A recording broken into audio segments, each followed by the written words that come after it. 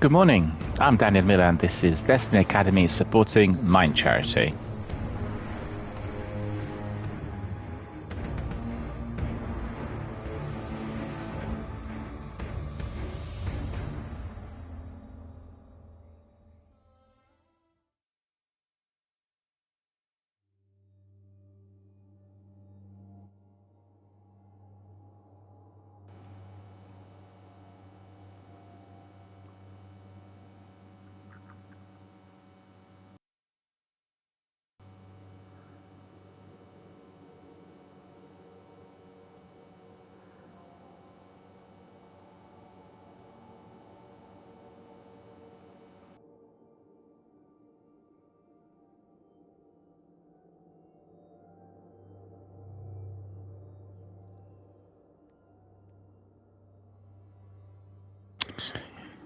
A warm welcome to all of our friends, fans, community members, participants, and everyone watching us worldwide on different platforms. Thank you for joining us, and thank you for supporting my channel, our Destiny community here on Twitch, and most importantly, thank you for supporting my charitable fundraiser for Mind Charity.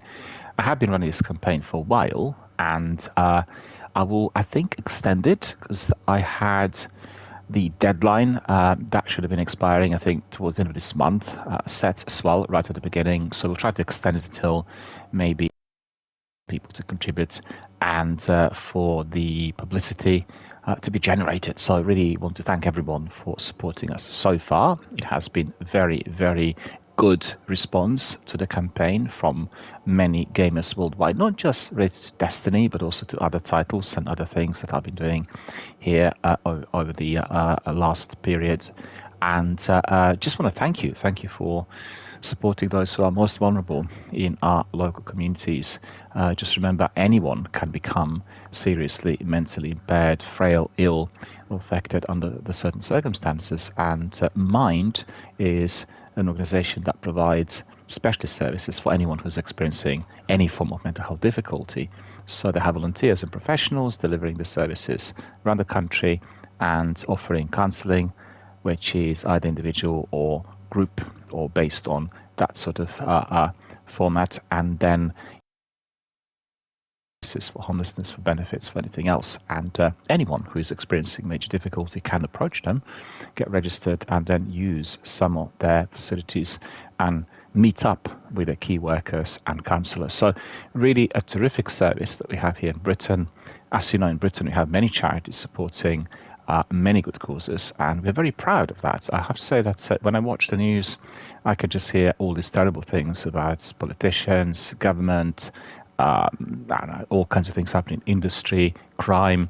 Very rarely do I hear any reports on how well our charities are doing or what kind of services they provide to our local communities. And that is so fundamental. You know, it's something we're so proud of everywhere. And charities operate within any sphere of public life and provide services for anyone in any sort of part of our country, depending on the need. And that includes people with health difficulties, people who are war veterans,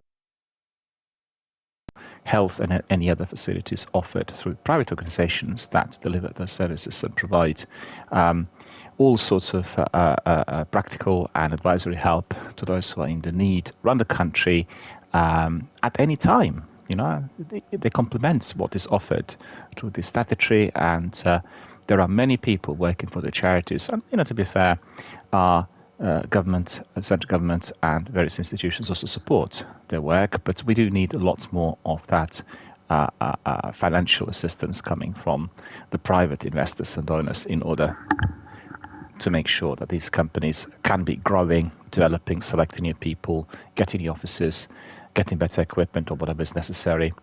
And, you know, by donating, we are completing that task. Also, it's important to note, I think, for our friends in the US or maybe in on the continent, we also have many charity shops in Britain. So when you come to any high street, you will have several.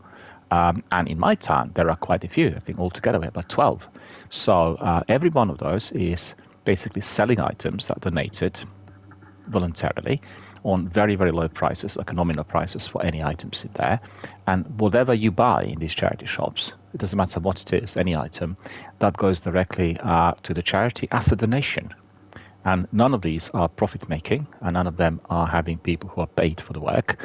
So, it is just absolutely terrific that these types of shops exist, and the trade is being used as an investment for those charities to grow. So I always go to those charities. I mean, I'd say I go to these charities every day and have a look at what's in there in order to see whether there will be something of interest, or if there is something that I need, like, for instance, a T-shirt, a pair of shoes, or a jacket. And as we live in the vast majority of these items are very high quality, sometimes in factory wrappers, and often at very good prices. In fact, I'll give you an example. I purchased in Isabel Hospice, which is one of the charities that we have here, a jacket that would cost me £250 otherwise. This is a jacket for Himalayas, if you want to be doing some serious kind of mountain-based high-altitude treks. And it's like a proper professional jacket, and unbelievably warm, waterproof, no wind can get in, and I had it for £20. Think about it, 250, 20, and it was in factory wrappers, never worn before. Somebody donated it, or maybe it was like a stock surplus or something. And sometimes they get those items which were sold in auctions, like when businesses go bust or fold, they'll have everything sold in an auction, and then many items kind of come to charities in due course. Some individuals buy things in auction. The stock is unnecessary, and then they just donate. As obviously in auctions, you buy everything on a very low price. So just an example of something which had been then, I guess, used for the good cause. Isabel Hospice does deliver services for people who are facing end of life, people suffering from terminal illnesses, and they have also the facilities which are catering, providing such services for those who are in the need. And any one of my donations, any one of my purchases is actually a donation. And I have invested a tremendous amount over the years in any of those shops. And in fact, I always prefer charity shops to the other ones in High Street, And it's just the way it is. It's a matter of principle. I kind of partly grew up in a charity and had been raised with the mindset where I'm very alert and very attentive to those who are in the need, and where I partly grew up, indeed has been very much dependent on private investment, and we had very, very good, very knowledgeable, very able people on the board who were making sure that there were sizable investments, and we could live very comfortably, way above other charities. And it's only many years later, when I became fully involved professionally with other organizations who work in that section of the industry, I became aware of the fact that, other charities are not as well off. They have it rough, or they don't have any revenue, and what they offer is a lot less than what we were able to enjoy. And that really, I guess, raised the awareness of as to why supporting charities is incredibly important. And also, in addition to this, when I was a young man, I wanted to be initially an artist and trained in discipline for filmmaking, photography, and I was very interested in painting and sculpture and, all kinds of artistic of that era. And then I discovered Camp Hill. Camp Hill is a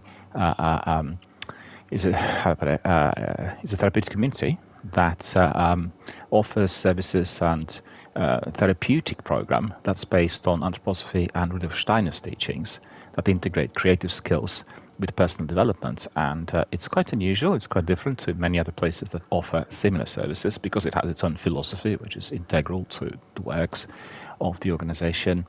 And I became fully involved, and then I gravitated towards psychology more because the work was combining psychology with creative work. It's being an artist and doing artistic things like eurythmy, singing, dancing, doing drama, doing sculpting, making toys, working in weavery, doing creative things generally, creating plays, and bringing people in with disabilities to participate in a fully blown play, like Shakespearean play, for instance, Charles Dickens' play. We did all sorts of things.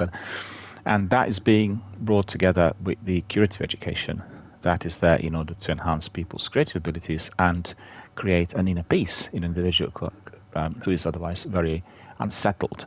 And that will combine those adults with mental health issues as well as learning disabilities. And it was absolutely wonderful. So after being there for a number of years, I decided to take a professional training in clinical psychotherapy, which was a very, very long-term training. So altogether, it took 12 years with sort of 2 or 3 different services and trainings combined to complete. The only way I could do that, because I worked in a charity that was not paid any revenue, was to get a charitable grant, like a scholarship, and I was able to get that from another charity that was precisely in Earl's Court, South Kensington, and they had a history of about 450 years, nearly 500 years, in which they were supporting people who were requiring assistance in order to enhance their creative skills. It's just like 1 or 2 people per year who were selected, and I had to go through many interviews, and I had to be presenting my abilities, education, and everything else. And eventually, the board decided that I was one of those guys, and I was able to get the scholarship for the full course of my study, which, in fact, without actually giving the figures, was extremely expensive at the time. And therefore, I had become a clinician, a practitioner of clinical psychotherapy, and I became somebody who had been educated and supported by a charity, and without their support, I would have not been able to do any of that. So personal reflection as to what I had benefited through my involvement with charities and my dedication to the cause. And don't forget, when I've gone to the charity for the scholarship, already had worked in 2 separate organizations that help people with disabilities and mental health problems for 11 years. So it was like a lengthy period before of me being dedicated to other charitable works, as well as having something to show, with my CV, so to speak, which was quite voluminous with different types of activities I completed, and work and everything else. And it is one thing about Camp Hill is that it's always extremely busy. You really do not have any respite 7 days a week. You really are always doing something, either social gatherings, or activities, or cooking, or anything.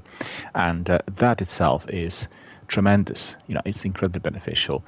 Many people ask me later in life about education and why is it that I have not gone to top university, and straight away at the age of 16.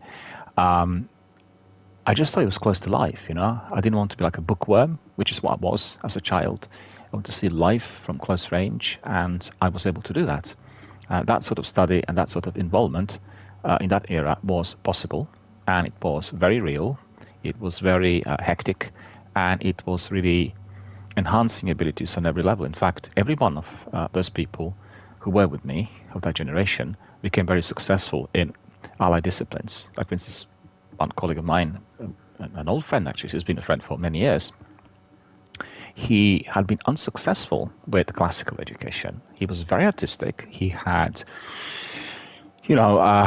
very great creative abilities, very creative artist, from drawing to painting to singing to music to, playing many instruments. But the cognitive way of learning for him just didn't work. He was really bad in school, very bad. After going through that re-education in, I'd say, Camp Hill-based Steiner Institute and facilities, he changed completely. He gained and acquired skills that previously he would have not had. And believe you me, he studied for quite a few years medicine and became a specialist. He's a consultant in orthopedic medicine today, and he works professionally 24/7 in an emergency ward. And, it was just unimaginable for him to be anything of the sort, considering how he was doing in his during his school days, doing the classical state-based education. So one way or the other, the method had helped him in his journey from somebody who was suffering tremendously because his creative skills were not appropriately recognized and enhanced, to a point where he actually became capable in finishing a classical study at university, a medical school, I should say, in order to become a doctor. So you can see as to why this is important. These lives change, and my life changed. My life changed completely after I got involved with Camp Hill, and that itself, for me, was like a big philosophical bell, an eye opener, like a eureka moment. Do you know what I mean? Like a light bulb moment. Say, that's the way it is, and that is what is enhancing your abilities. That is what will give you new direction. And many people ask me, why is there to do that? It's just like, I mean, you worked for so many years and you weren't really paid any revenue. There's no money in it. We don't do these kinds of services for the money. That's, to start with. And then secondly, all other things which are required to my involvement with this charity, and that includes education, boarding, learning skills, being involved in all kinds of creative activities.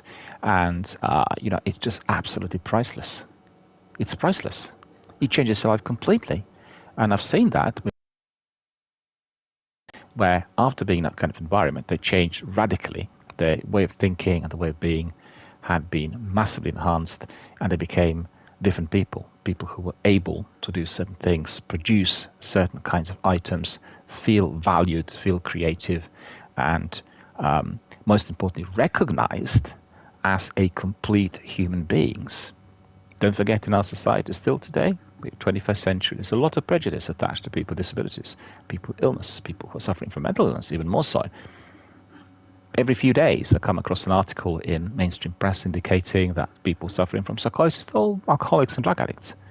What kind of derogatory, backward type of writing can there be to be labeling those who are suffering from such illnesses as alcoholics and drug addicts, which by implication will tell you that those people had caused the mental illness by themselves. There are people who caused mental illness by certain kinds of activities, particularly drug taking and alcoholism, of course.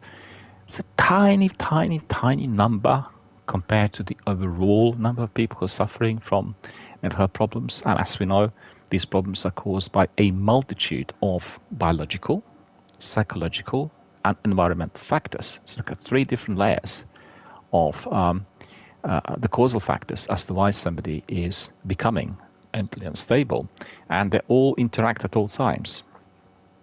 People don't understand this, and I think if you go back in time, you'll see that to the times of Sigmund Freud, the great psychoanalyst and the creator of psychoanalysis as we know it today, and somebody who influenced the modern psychiatry and neurology quite a bit with his findings, he indicated at the time that he himself was not an inventor. He was not initiating anything. He was just collating other people's thoughts and words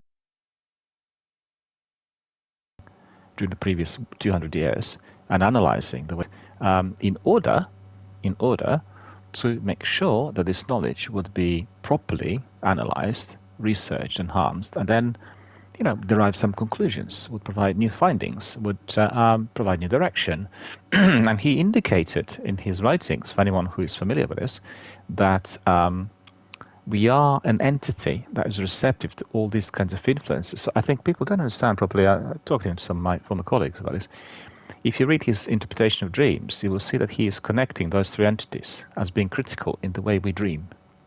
The dreams, the way they're created, from purely biological perspective, the way the biology works at night when you're in deep sleep, then how the environment interacts, which means the elements of what you are experiencing whilst you're asleep, your sensory experiences, like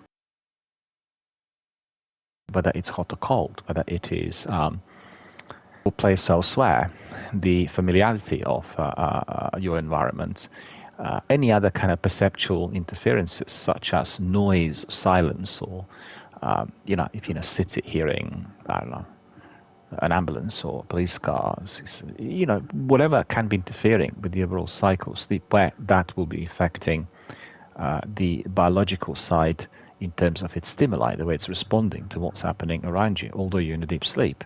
And then the psychological, to which he explained that this is all connected with the imagery, one way or another, that had been processed through our life experience. And he indicated that whatever we experience, wherever, we record in a way which is like a more sophisticated computer, even more so. Every single experience, sensory, biological, psychological, is actually recorded as part of us. All of that's interacting to the process of deep sleep, right? I think dreams are still not fully understood. If you look at the way things are today, we can see what's happening through the imaging. We cannot establish as to why and what the reasons for that are, right? as it is complete individual from person to person. So really having three factors together, right, is something that we all need to consider if we are trying to get the idea as to why somebody becomes mentally unstable or mentally ill. And it's a huge burden. People do not realize how terrible that is when the whole life is uprooted. I remember in my young days when I was in Camp Hill, I worked with some people who, were very successful professionally. Some were civil servants, some were accountants, some worked in medicine, and they were incredibly ill. They suffered from severe psychotic illness. And when you saw them, you think, my goodness, how is it possible somebody who was operating so normally, so in such usual when nothing works within his mind, and he's just able to hallucinate and to say things which are completely nonsensical, and it was a shocking experience. I think most people assume that anyone who's suffering from any major form of mental illness has always had it. It's always been like this. That is definitely not the case. That's another myth that needs to be dispelled. But anyway, coming back to my earlier point, I'm telling you all this today as I want everyone in our gaming community to become fully aware. I know many people in our gaming community are suffering from isolation, from emotional difficulties, from problems with own families. And we heard that so many times here live on air when people talked, when participated in our Destiny online gaming sessions. And, these are the factors that people have got to be more and more aware of. And we need to dispel prejudices and all kinds of myths that are being created. And, I think I compare the way things were when I was starting out. Some of that is also connected to the investment which is needed for welfare, for aftercare of people who are suffering from mental health issues. I worked in three facilities, in fact, over a period of 15 to 17 years, that have been extremely expensive to run. So we had to really, you might have not been paid full wage, but to run such enterprise with many participants, with high quality facilities on offer for everyone, that was at that time, still would be today, extremely expensive. So you required a lot of inward investment coming from private investors. Can't stop thinking that in recent years, maybe stretching the last 2 decades, as the global economy has changed and everything became more industrialized, more globalized, more interconnected with other countries and investment, we've gone down the route in which trying to get the articles in the mainstream press that are being written in a very negative fashion about such services, about some of these individuals, and also equating violence and mental illness, which is very, very, very serious problem. Very violent people very frequently are not mentally ill in a classical diagnostic sense of the word. Obviously, they're highly disturbed, but then they don't come to that category, which is being portrayed in media, in particular newspapers and stories and TV and films, television, whatever. And so someone's got that vested interest. Let's get these stories up, and let's make sure that people get the idea that that's the way it is, and therefore we will curb on the investment, and therefore these places will be closed down, or they'll suffer from the lack of inward investment, and therefore they can't select new people, they downsize, they minimize, and they disappear. In fact, 2 charities I worked for that were very reputable and very well known, and they were the leaders within that mental health field. Sadly, they don't operate anymore. All of the facilities have been shut down, and they provide some other services today which are not really either similar or in any way aligned to what was offered in the past. So you need to ask yourself a question: what's this life about? Is it all about the money? Is it all about power? Or is it about something which is a bit more humane? Is it more linked to what we need to have on the inside? Well, what's the point of being a billionaire if you don't have that inner peace? If you're not settled in your heart, if you don't feel at home or happy with your loved ones, what's the point? I mean, if you're an atheist, you will believe that you just lead one life and there's nothing beyond. So why would you want to be leading that life like that? I'm not speaking from perspective of any political party, any ideology, or any political viewpoint, just simply reflecting on my own personal experience of people, groups, and human relationships that seem to be repeating themselves. It's like a repetitive pattern, like in our economic cycle. Every 30 years, there's economic bust, which is like a major crisis, and not always properly labeled. We've seen and heard many of that before, but in recent years, due to the way the economy works, we've not heard anything about this bust. And I can certainly tell you in Britain, us, the ordinary people, have suffered tremendously since 2008, 2009. We've not been able to reach that grass which is green on the other side. It's just gone pitch black for very many. And I can see that in my town. And, we are a wealthy community. We are not a community that has rough sleepers in big cities, but still you do see how things are being eroded, how things are being made more difficult for people. And that's all to do with the whole system works. It's not like one person or one country or one politician, responsible. It's just the whole system, the way it operates. Coming back to my point, reflect on the game, in a moment. The reason I do support chat is linked with everything I described. It's my love for the services that are, first of all, non-commercial, so they can be operating freely from any kind of financial burden and pressure. Obviously, there will be pressure for them to receive revenue in order to be able to function. But it's not like we need to be chasing the profit margin, because therefore the investors, if we reach it, will be giving us more. Therefore, we can expand. If we don't reach it, we go down. Then obviously they'll withdraw the investment. I mean, it's a system that has its own advantages, but it does have, I guess, needs to be, first of all, curtailed to a degree, needs to be put into a more reasonable frame of mind. I don't see anything wrong with that system. In fact, as I've told you, I got my scholarship through Inward Investment, people who are investing in a charity that provided me with the money for me to finish my education. And that's professional education, which is in private institutions, extremely expensive, and it all worked. I worked hard. I basically managed to prove the point that I was definitely worthy of that investment, and everything I did was very much aligned and linked to that. Things were good.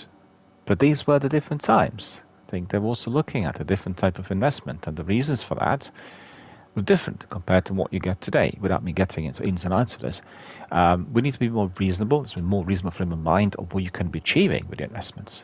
But don't be unreasonable. Don't expect that you have your gains month. Just forget it. It's absolutely crazy. But if you're striving towards that, you're literally burning the entire industry to the ground. And we've seen some of that in video gaming as well in the recent times. And I'm just reflecting on a few reasons as to why all of us need to become a bit more aware of those people who are more vulnerable, and the organizations that really sacrifice an enormous amount in order to provide this assistance and help. I mean, I worked with colleagues who suffered health-wise due to the sheer commitment that they displayed towards the process of saving lives.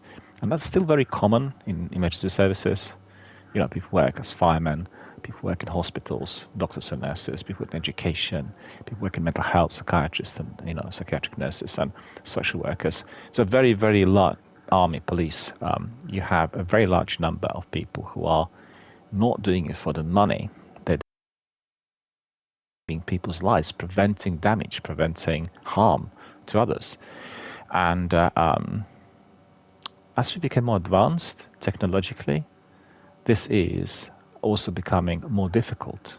And as you've seen in the behavior of our younger people, we are observing all kinds of deviations from what was previously known, propensity towards violent behavior, bullying, and sort of excessive type of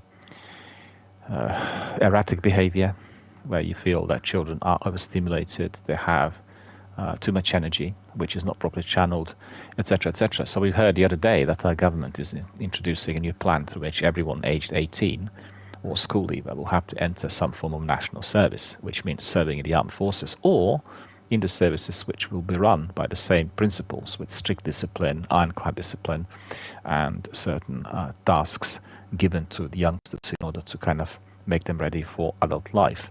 And there are pros and cons in there. It is just we're expecting an election, and therefore this is just one of those things indicated. But it's a major turnaround, I have got to say, and there has been a feeling amongst many of us that certain institutions which we did have, particularly on the penal side of things, that had disappeared, indeed are very much needed for certain groups in our society to become aware that if you're doing something, you need to be made personally responsible. You will be accountable for what you do. Your consequences need to be indeed absolutely well monitored, and you need to be fully aware of the fact that if you do something seriously wrong, well, you'll pay for it. And you commit crime, well, your liberties are going to be restricted for the rest of your life, and you will suffer due to that. You will have obstacles which are sometimes insurmountable compared to other people, and we need to have something introduced. I'm not saying that the offer in government is something that is entirely applicable. A system to which people are becoming aware of individual responsibilities. Young people, of course, are being brought into an environment where they have to be doing something useful for their own local community, be it charitable works or being involved in voluntary work or being involved with local services and contributing towards the benefits and the wealth of the local people. Again, want to underline this local, because we talked about this global for about 25 years now, and I think we need to be a bit more focused on what needs to be done on the local level in order to be brought back to its previous condition, which would mean success, wealth, happiness, unity, and togetherness, togetherness amongst people, which is incredibly important. Anyway, we'll get on with Destiny now, but I was just giving you a reflection as to why I'm running a charitable campaign here, and I will continue to do so. As I think that our video gaming community is certainly providing a wonderful opportunity for people to get to know each other, to connect the force worldwide, and then to work for the good cause. I think if we are very many of us, and if we stand in a box, we make ourselves known, we are going to be heard, as is the case with any great masses of people. They will have to be listened to. And as you've seen, some societies have created systems in which these groups are being listened to, and then certain changes are applied. On the other hand, we also have seen that in some societies, in some countries, I should say, that is not possible, because the way people react, people at the top, is with strict measures. They restrict freedom of speech. They restrict ability to challenge, to debate, to compromise, as they want to be imposing a rule them in order to keep everyone under the happy and stable. But that's not really the way it works in real life. We know that any human community is always like a cooking pot. There's always something going on, and you have got to have the ability to speak your mind out and also to present others with your personal views in order to reach a compromise. There's got to be a dialogue. I've got two entities here. One's called Film Dialogue, the other one's called Gaming Dialogue. I've not created the same entity for psychology, but it should be definitely called a dialogue, one with the other. Psych dialogue, or I don't know, therapeutic dialogue, or I'm trying to think what I could call it. Progression dialogue, or psychological progression dialogue. I don't know, just literally talking from the top of my head. But the dialogue element has got to be there, like in a parliament, two political parties arguing the toss, and have this two-bench system where you are arguing the point, and you have like a shadow government and all this. I find it strange that others have a different type of system in which you don't have that degree of debate on every single issue, which is as bland and as confrontative and as clear to everyone who's watching. Anyway, I'm digressing somewhat. These are the reasons as to why I support our charities. I will do so for as long as I'm here, meaning alive, and want everyone else to become aware of how important the charitable works really are. And I want to spread the word around other countries, the countries that do not have that system, in order to vote for it, in order to create it. Not good enough to have an association that doesn't have any structure or any form of statutory or private investor support. or just relying on a few participants. It doesn't work like this. You have got to have a company, which is a private company operating for the good causes. And you need to have statutory support. Your government, your local authority has got to support you one way or the other with all kinds of benefits, from curbing on the taxes, from offering properties which are free of commercial rates, etc., etc. So it's very important that you get that degree of support. On the other hand, you need to have your investors. But most importantly, you need to present the works that will be of benefit to your local community. That's the most. Anyway, it's just an invitation to our friends in other countries who are not familiar with how charities work. I think it is fundamental that everyone becomes fully aware of this. And, our world is going to be a lot better place if we are focusing on charitable achievements, giving attention and care for the most the movements that want to be creating extremism or militarism. So don't misunderstand me. Every country needs to have its own army for its own defense. Militarism is something else, right? But that's a subject for another day. And I think we are going to crack on now with our gameplay in here. So hopefully everybody is alive, healthy, and well. I should say healthy, happy, and well. Obviously you're alive, otherwise you won't be listening to me. I got up very late today again. I played yesterday Hellblade 2, Senua's Saga, which I finished. And then I said I'm going to have a look at the other game that I currently enjoyed, which is Tomb Raider Ultimate Edition. And guess what? I completed that game too. So probably the first time in my whole life that I completed 2 AAA blockbusters. And I was literally at the very end of the both titles, and both are terrific. Highly recommend them to literally everyone. Hellblade is a wonderful, wonderful cinematic.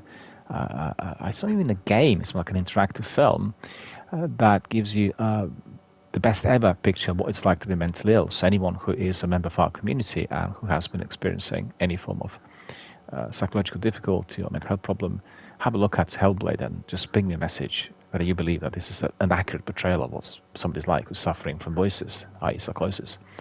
And also it does have all other elements which are very appealing, from you identifying with the pain of the lead character, her interactions with others, her struggle, internal and external, battling the illness and battling the monsters, trying to become aware of what the darkness is within her. It's just absolutely wonderful. It's a masterpiece. It's a masterpiece through. This one is excelling, raising the bar somewhat for the industry and for everyone. A genre-defining, generation-breaking game, and Tomb Raider Ultimate is absolutely terrific. I was surprised to see that it came across as a horror game. It's very brutal as well. Lots of difficult puzzles and difficult, kind of tricky activities that you need to resolve in order to go forward in a game. And I have to say, I had to resort a couple of times to walkthroughs. I found it difficult to crack some of those, but eventually everything was good, and really enjoyed it. And also both games are visually so beautiful. I couldn't believe the works that the developer produced on the Ultimate Edition remaster. That really is absolutely stunning, and I have been staggered by the quality, by the sort of the immersive elements, and also you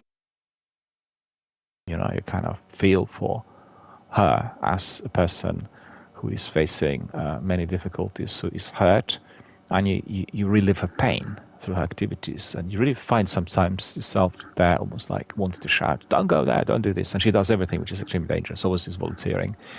Really good game, and that really made me want to play other two. It's a survival trilogy of Lara Croft, and I really look forward to cracking on with Rise of the Tomb Raider.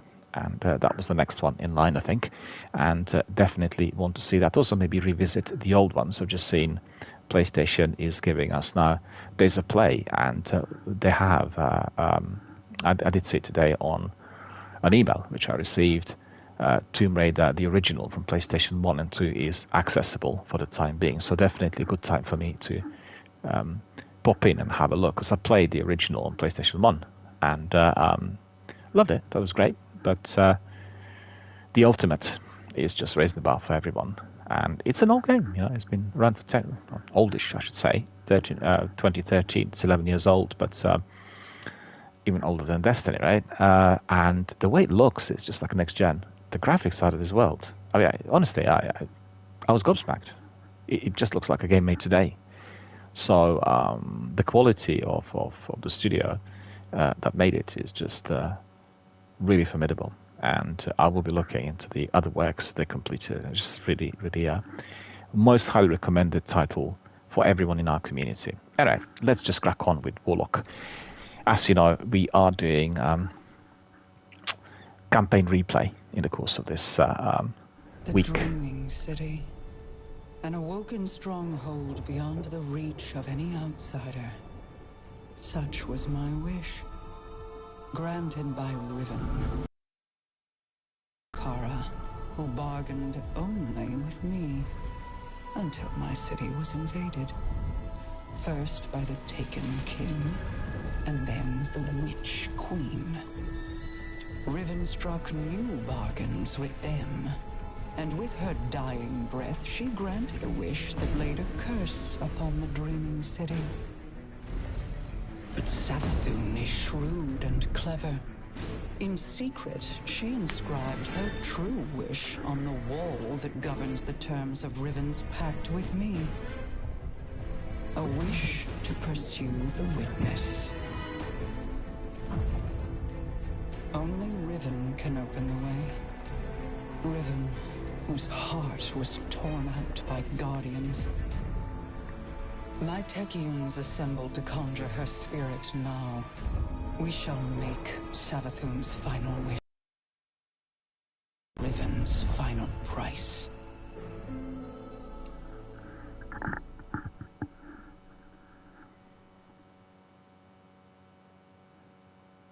Well, this is amazing. It's just come out, I think, since the reset yesterday. It's the ending of the season. Oh, it wants us to play the mission. I don't want to play the mission at the moment.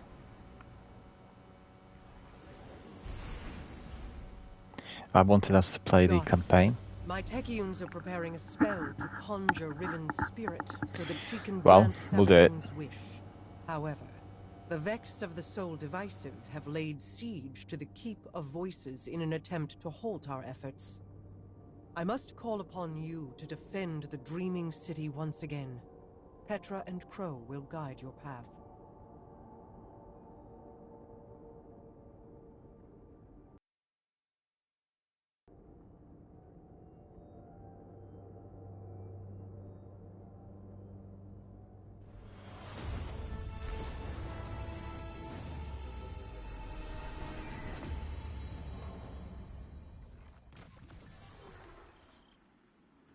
Apologies for not rolling out the red carpet. I've been preoccupied. Haven't we all? What's our situation? The Techeuns evacuated the keep with Riven's heart. The Vex have since fortified their position. Then let's cut them down and take back what's ours.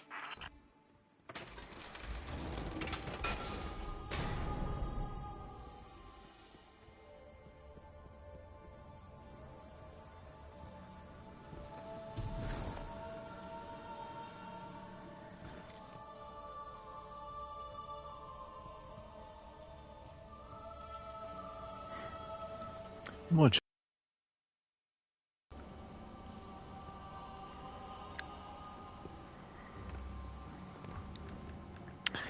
Where do we need to go? Gone the wrong way, actually. Just want to say to everyone, it is so great to see that the cutscenes are blending in so well with the narrative. So anybody who is new to Destiny wants to come in as the Final Shape gets launched next week.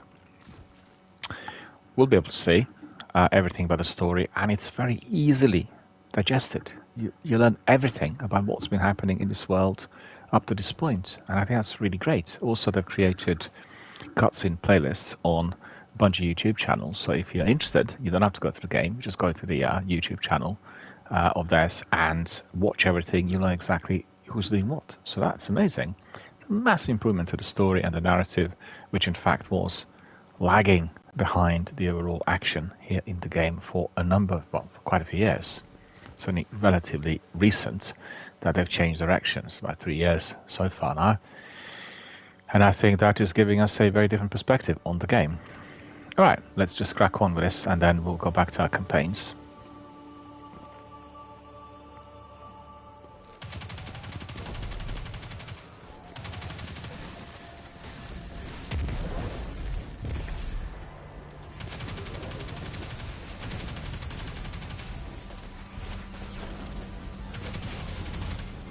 I just want to say we can still replay this mission on Hunter once we complete everything during this week on the campaign front.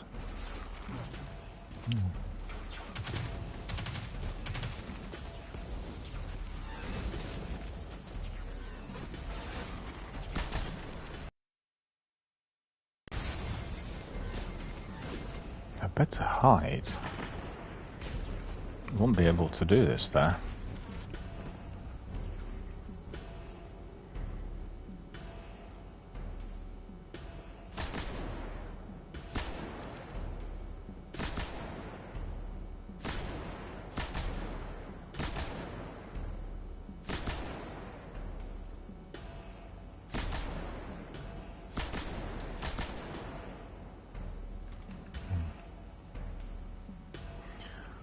I'm a bit too far there, let's face the facts.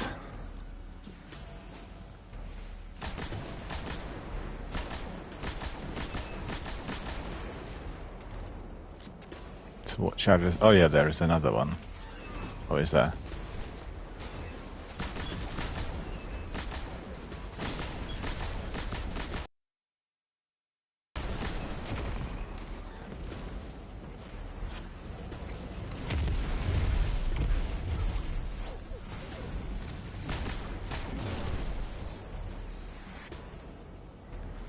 Left, right.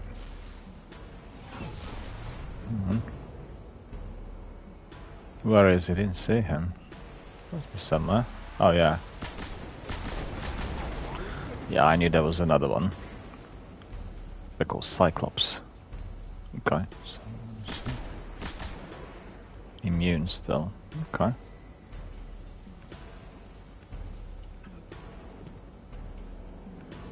Right, we need to destroy these in order to get ahead. Let's see. No, I don't want to fall. Get some ammunition.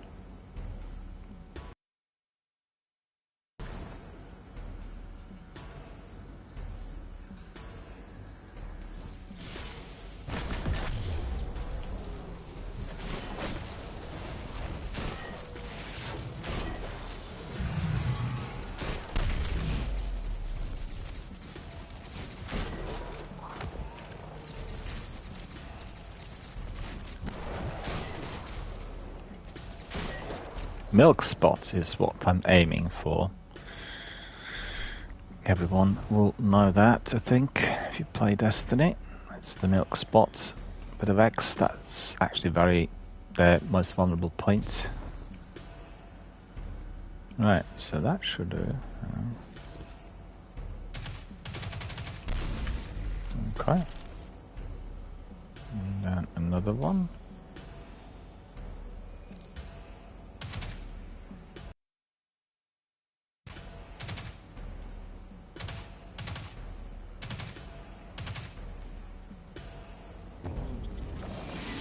Alright.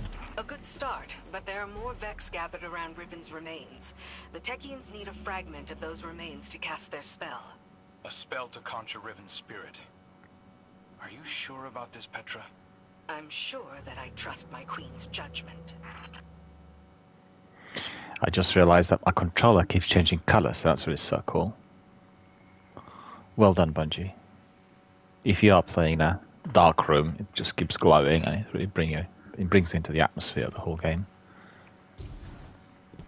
Can we get in? Oh no, we can't. Okay, we're going to walk around then. Dreaming City, right? Right! Well... No. It's amazing, look at that. the overall design is mouth-watering. Really well done, Bungie. We're going up as expected. Look at this. Okay. Same story in here by the looks of it. Right, Nova Bomb worked in this instance, which is good. Ah, we need some of this, definitely. Used all of my ammunition in there. Okay.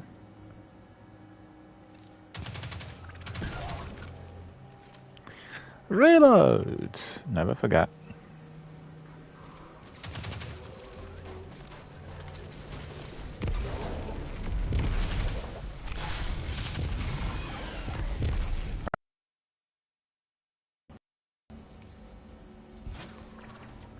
What was the immunity for?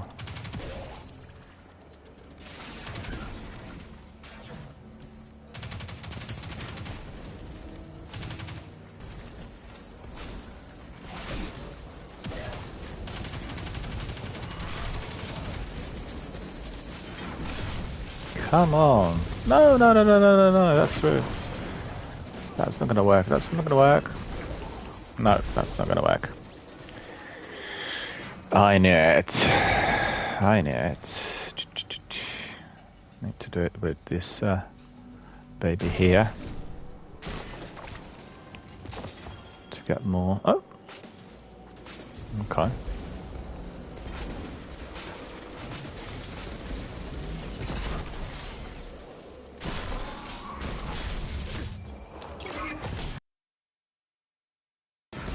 But this isn't.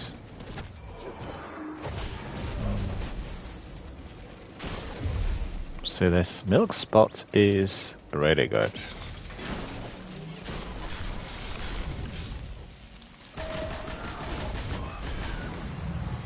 Yep, it's good. One more.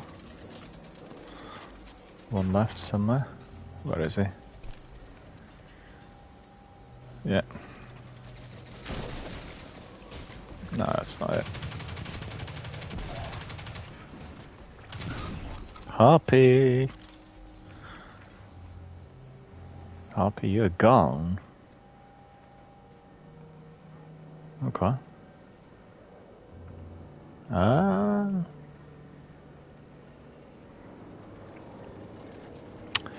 What do we need to do? There is still something to do in here. It's the way up. No, that's not it. That is not it. What else? What could it be?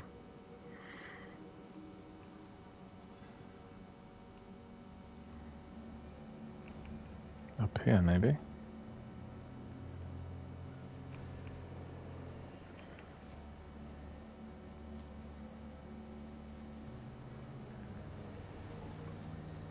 Yes, that's correct, you see. Okay. Where's the other one?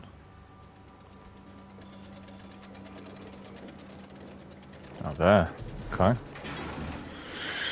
Alright.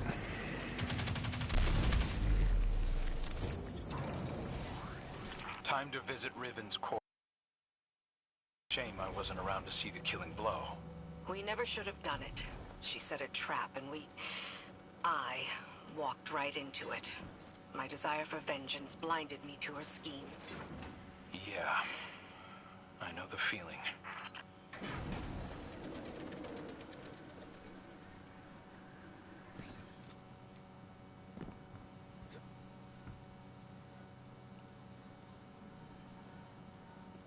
Look at this, beautifully designed.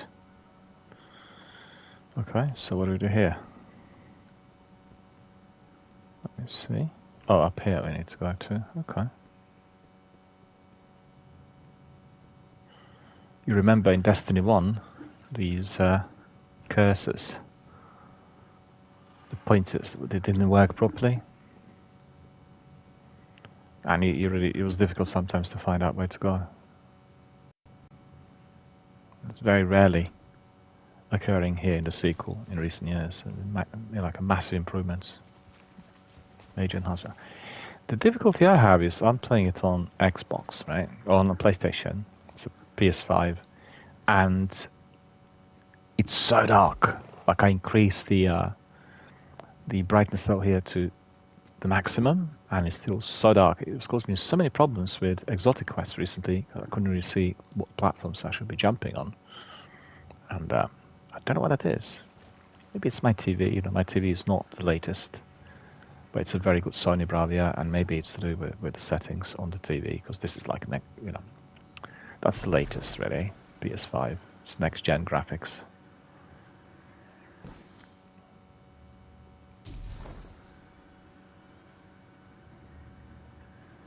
We were discussing the other day the difference between, and I just think that there is a reason as to why we watch everything here in a format that has a frame, and it's not one when you turn your head around you see everything like in real life. And I think there will be space for the both, and holograms and everything else, but it will provide us with that degree of diversity. I don't think one will be suffering at the expense of another. I don't think that's going to be the case. So, yeah. Whatever they're doing, you'd better put a stop to it.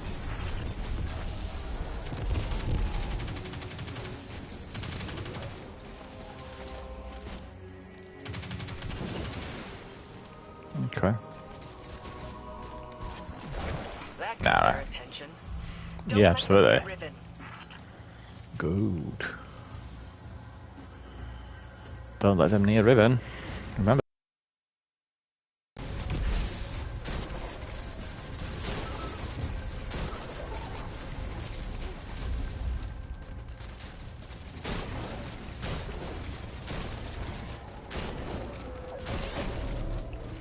Ah, look at that.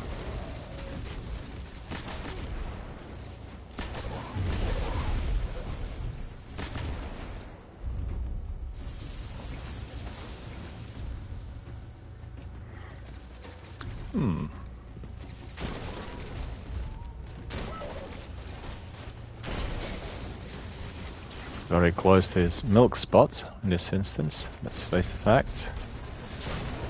Loads of those, look at that.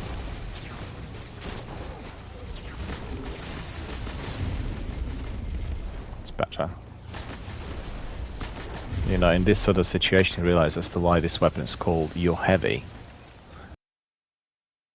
Which is quite heavy on the enemy.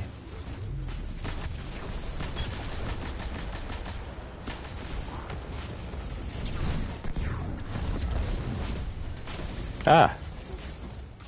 Court of Guard. Big one next to go. Yep. Too far.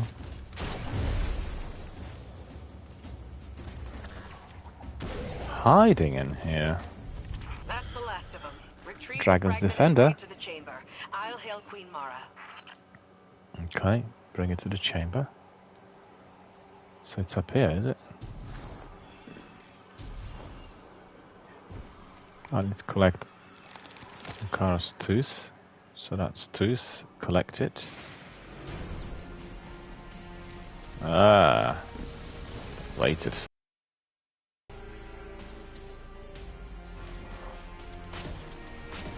No. He's immune. Okay.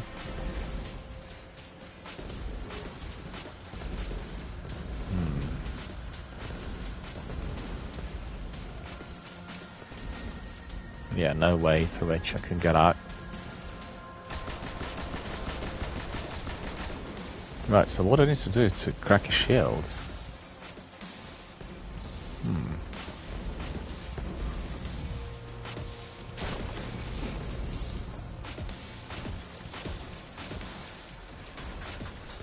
That's weird. What do we do?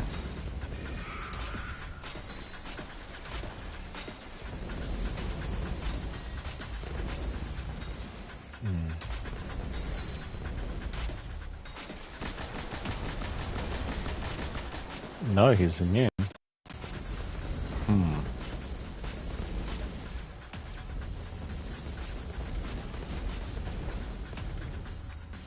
question is, how do we crack his shield?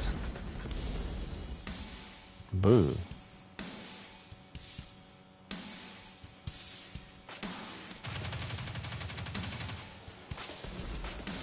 No, that doesn't work.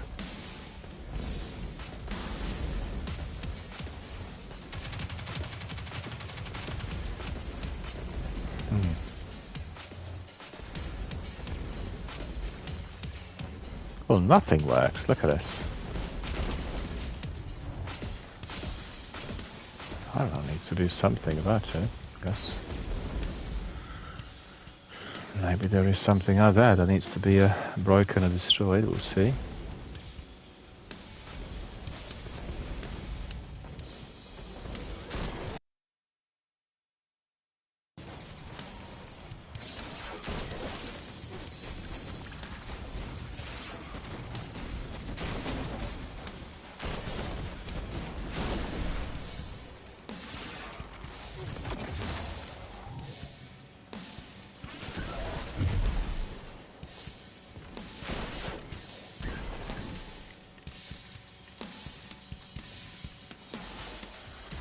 Still there.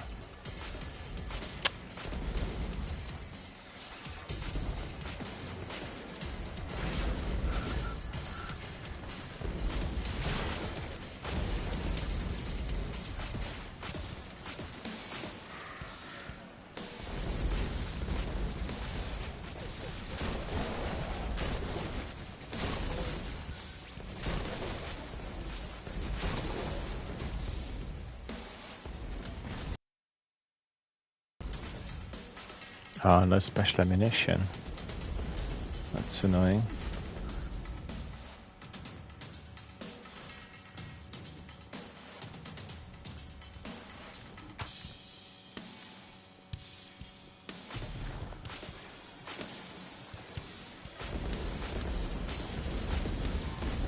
So you need to go up there. Okay.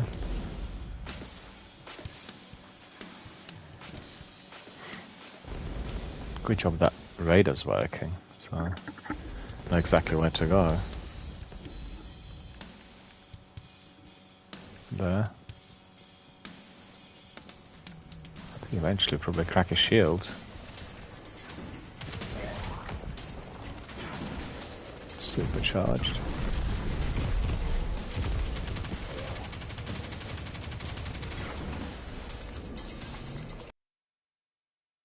Somewhere behind me.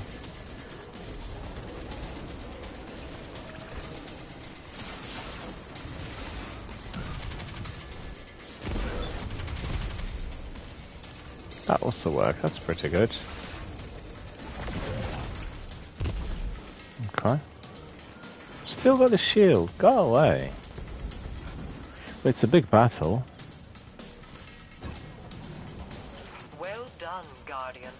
Deliver what my Techeuns require, and they will open. So he does not need to be defeated. As they begin to conjure Riven. Okay. The Wall of Wishes, that's up there.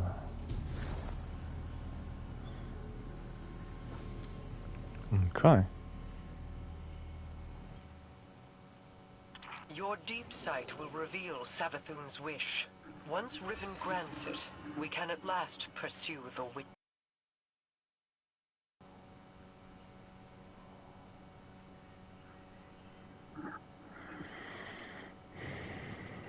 Make the wish.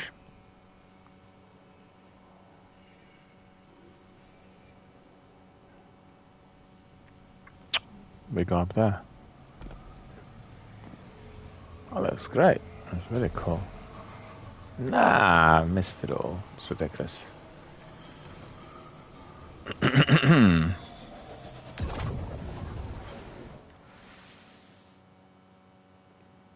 Cutscene, probably.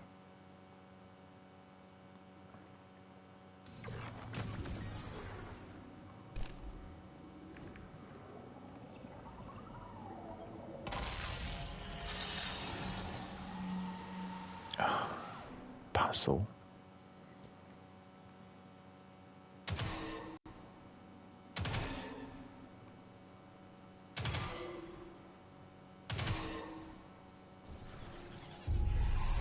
Hear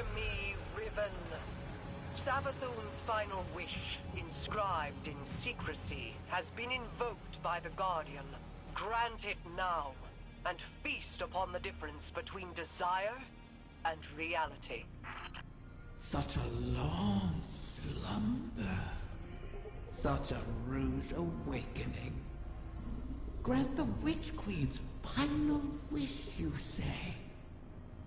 I refuse.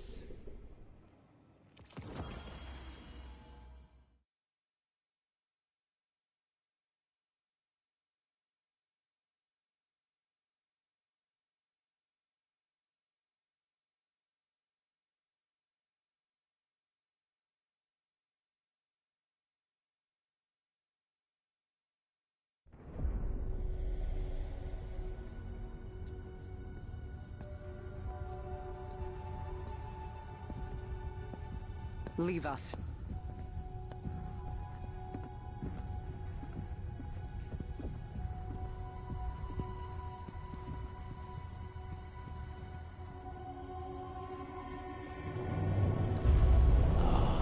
Queen Mara, what a joyous reunion. For what reason do you refuse to grant the wish? Why would I, oh Majesty mine?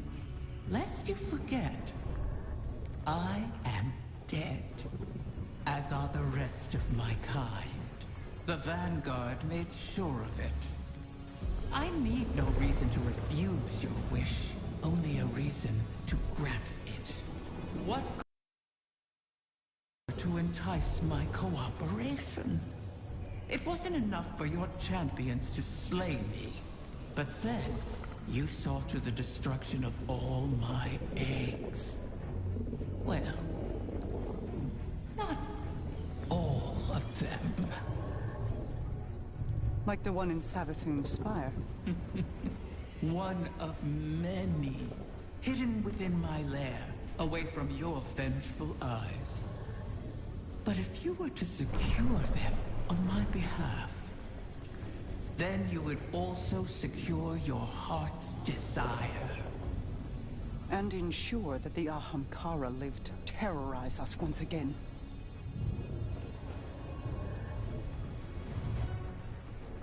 Very well, Riven. We have struck a bargain.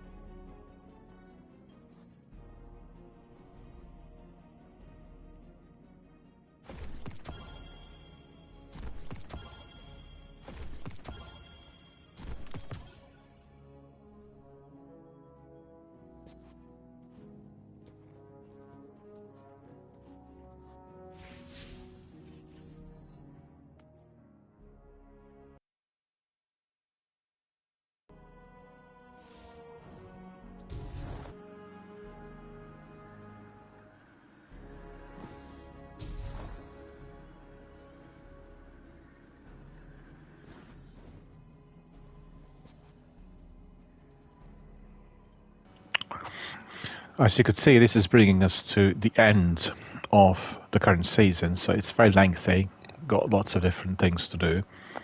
And I just want to stress that this is outside of the campaign mission replay, and I can't really do anything about it at the moment because it's automated, and we can do this at the end of the week on Sunday through Warlock, through Titan or Hunter probably, because Hunter has gone through the entire selection of story missions here during the Season of Wish, and we need to finish it. So let's see what is lurking out there in the dark for us. Queen Mara, Ahamkara, Riven, everything else you've seen, and this is bringing us to the, I guess, a lengthy cinematic sequence that will bring us to the final shape. So let's see.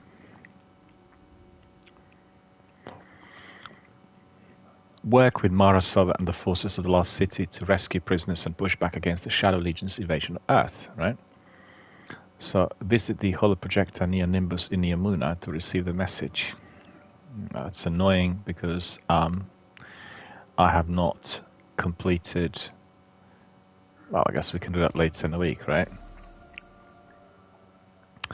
This item is required to collect Defiant Keys and Defiant Engrams from Season of Defiance. Okay.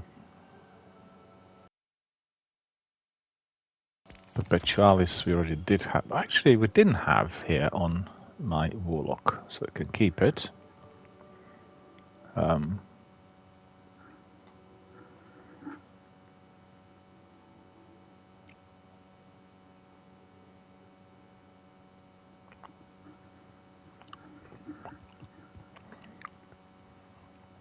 Abandoned quests.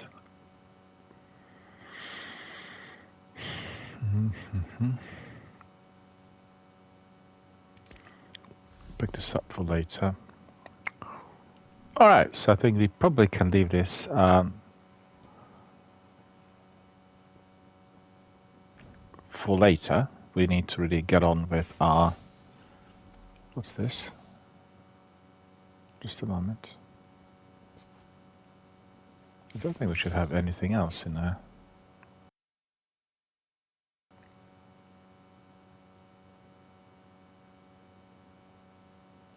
Right, let's have a look at this just for the moment. Seems to be that. Guardian, good work out there. Good work out there, Guardian.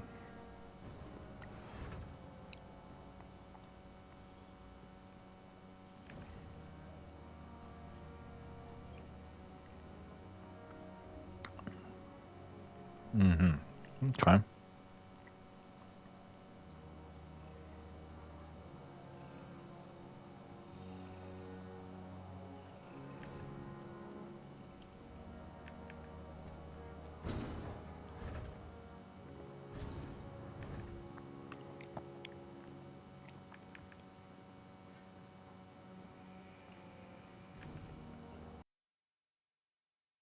Queen Mara is here. Constellation Lock. Petra's come to me with a report straight from the Corsairs. An anomaly has appeared above the Dreaming City, and they are requesting input from any expert I may have in this case. It seems you may be the likeliest expert. Mara tips ahead to acknowledgement on the semi-ironic. Visit the Dreaming City with Wishkeeper to investigate the celestial anomaly. We completed this already. Okay. So the new step is... Mara looks into the distance with reluctance. She says, Riven and I built the Dreaming City together out of wish and will. We spun its skies into existence as partners. Took pride in the... just bear with me a second. Yeah. Took pride in the timing of sunsets, the construction of years. An anomaly has appeared in those skies. Solve new questions about that work. Visit the Dreaming City with Wishkeeper to investigate the celestial anomaly. That's been completed as well. Constellation Bear. There's so much about Riven that I never knew. It was our mutual role to be a keep up secrets. But of course, still, Mara shakes her head lightly. The ley lines still resonate like a plucked string vibrating even after the musical instrument has been set down. My Decians have felt the appearance of another anomaly within the Black Garden. It will require a closer look.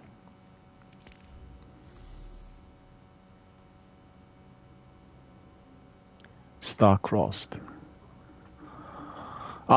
We need to do it on Legend difficulty, so we do that with Sakapupu.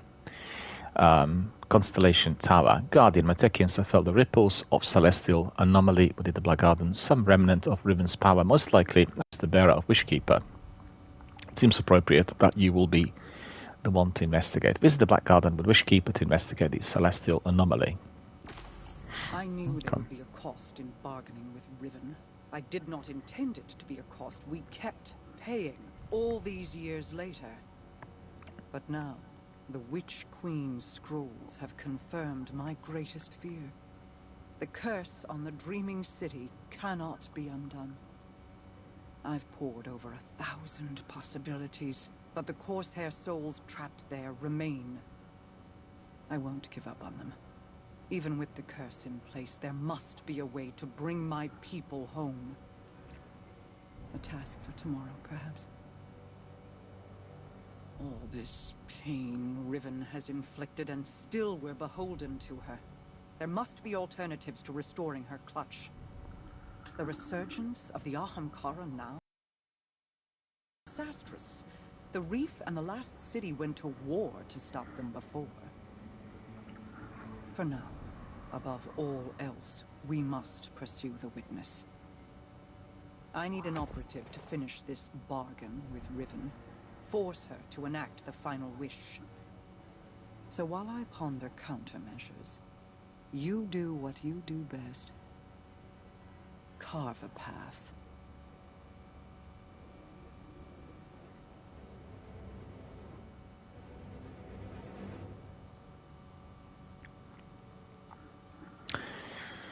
So, we are getting what? Queen's Vault Sensor. Awoken and Ahamkara magic mingle in the mist rising from the sensor as it swings back and forth, back and forth. So that is the artifact. Final wish. Mara laments the state of the Dreaming City and its curse. Riven is responsible for everything, as you can see. The scrolls we recovered from Savathûn's spire confirm the greatest fear. The curse is unbreakable. Once granted, an Ahamkara's wish cannot be undone. Mara dislikes Riven's bargain, but knows we have no other option. She tells us to cooperate with Riven for now while she thinks of a contingency plan. So we acquire this. So that's all completed. Wishing all the best. Mara dislikes Riven's bargain but knows there are no other options. She tells you to cooperate with Riven for now while she thinks of a contingency plan. So this is different types of rewards. These are craftable weapons, as you could see. Red bar. And then these are really pretty good. Hunter. That's for Warlock. Wish tokens to pick up. We can probably pick up all of these. And then we have Riven's Wishes, Exotics. That's for Warlock. We have different bits and pieces which we can abandon quests.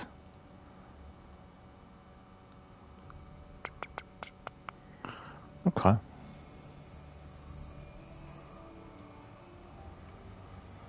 So I don't really think that I want to be doing this at the moment. Let me see. I need to speak to Riven. Okay, maybe I'll go and speak to Riven then.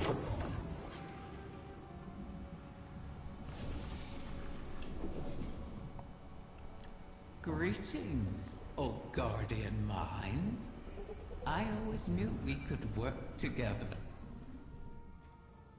I speak to you now with my true voice. Consider it a sign of trust. The need for deceit has passed. My corporeal from the Taken curse. My bargain with their king has expired. These Techeuns strain themselves to conjure my essence. They cannot do so forever. Savathûn's wish will be the last I grant. Mara has made clear the terms of our agreement. Retrieve my last clutch of uncorrupted eggs, and I will uphold my end of the bargain. Obviously, I cannot gather the eggs myself. Instead, I will guide you to them through the holes of my former lair. And beware, Guardian. You may find it a place most unwelcoming.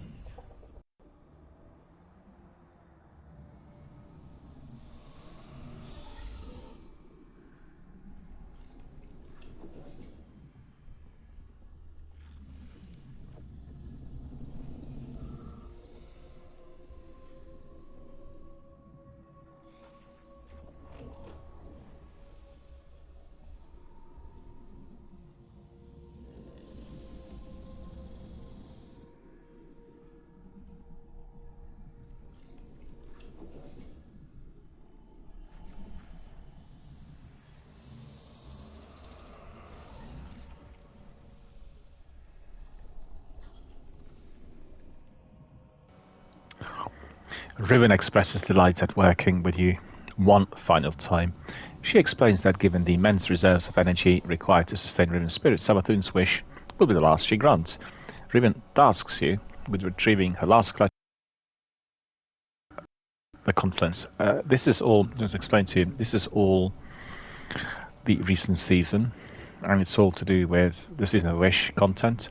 But because I completed that on my Hunter, it's automated. It's not allowing me to be replaying it again on separate character by the looks of it. Bounties. Lost Sector. So it's very, very nice, very good to explore. But you know, what we'll do is we'll carry on with our expansions, because I think expansions we'll be able to get through quite quickly, and then we can get back to this towards, I guess, the end of the week, Saturday, Sunday or so. I need to reduce the loudness here, the volume on my headset, because I'm bellowing. I don't have my voice in the headphones, so you know I need to be able to hear myself. Okay, so what else do we need to do? Let me see.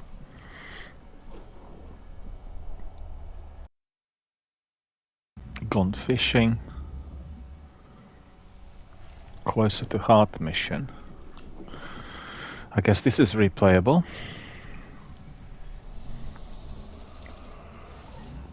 Yeah, that's also replayable, so we are going to be leaving this for later. We'll go back to the moon. In the meantime, I want to see who else is there. Let's see. Oh, Sekapupu's there. Okay, maybe Sekapupu wants to join us. I don't know, we'll see. What's Sekapupu doing?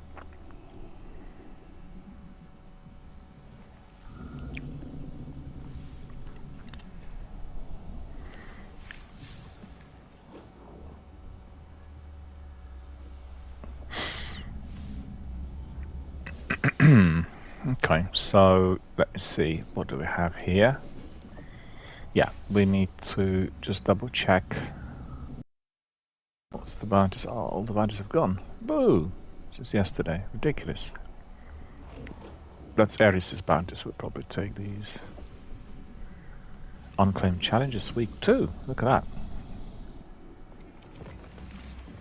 Okay. Oh yeah, that's using the shotgun. Ah, I got it. Right, good. Finally. Seasonal content. Exotic engram. We'll go to Tess Eververse. Tess. Ah, that's not really much. I don't buy it. This was like an exotic engram. And I just picked up some, was it Bright Dust or something? No, it wasn't. I can't remember what it was now. We'll take this Bright Dust. So that's 3960. And we'll go to Bright Dust, see what else we can pick up. Wishkeeper Combat Bow. I have that.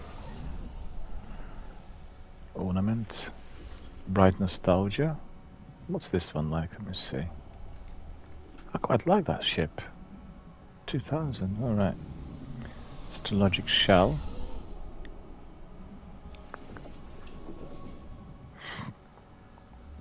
So the question is, what do we take first? Astrologic Shell, Assembly Stinger.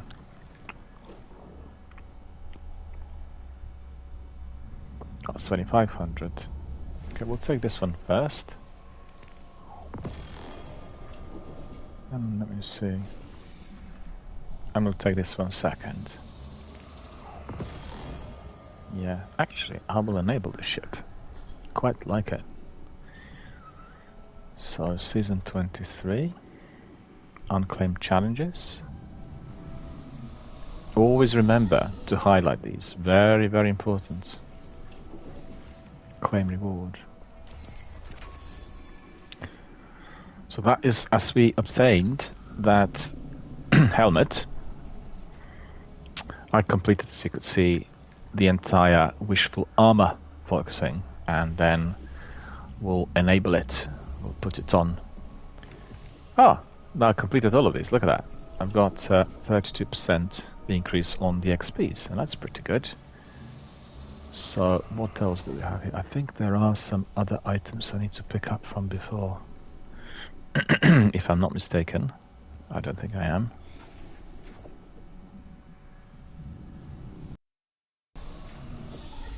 There's not enough space. Where does this go, actually?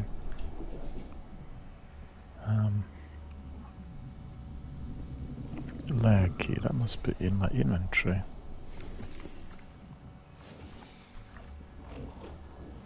Oh, these are full. Okay.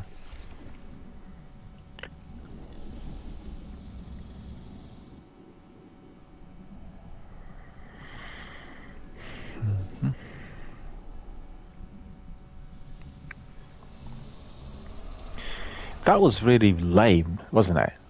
An exotic engram and I had something rubbishy given to me. It should have been like an exotic armor or weapon.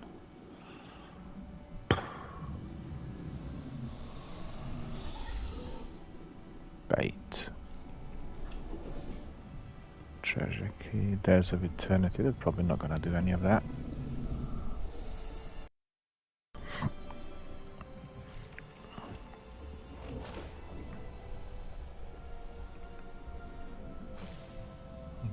What else do we have that is not really needed or necessary in here? Let me see. What's this?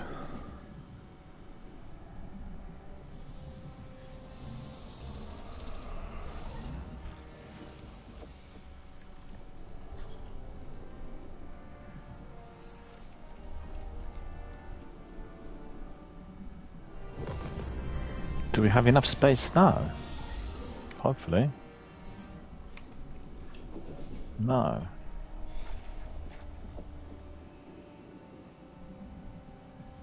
Just a minute. So these ones need to be picked up as well. Requires rank 89. Oh no.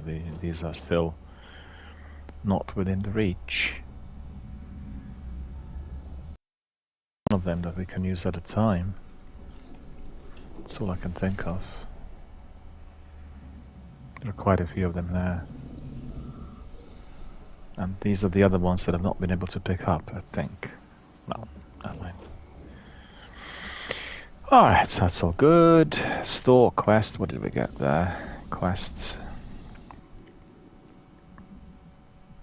So that's Ribbon, so we are not going to be doing any of these. We'll go to Legacy. And that will have to be that, which is Shadowkeep. Okay. Do I need to do anything else? Let me see. Anybody who wants to talk to me at the tower? I don't think so. I think we've done all of that yesterday. Vendor, Vanguards. We can pick up some bounties. How many spaces do I have there? Quests. Plenty. Okay, so it might be a good idea to pick up a few bounties from some chaps in there, and then we'll go to the moon, and then we'll get everything's been reset, of course, yesterday. Don't know whether that was maintenance or not. The reset was at 5 o'clock, I think. Forgot to change my ship. Of course, we'll put this one on. Amanda. Let me see, put this one on, and then... Don't like the colors too much.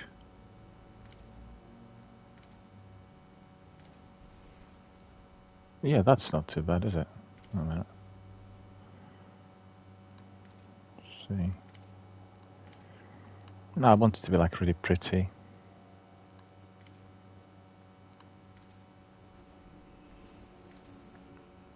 None of these really are to my taste. Come on, don't run away. I want to do this first.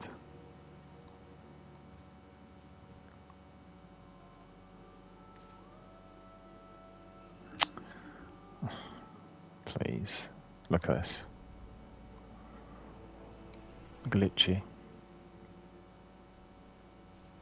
So why is there I can't see my Guardian?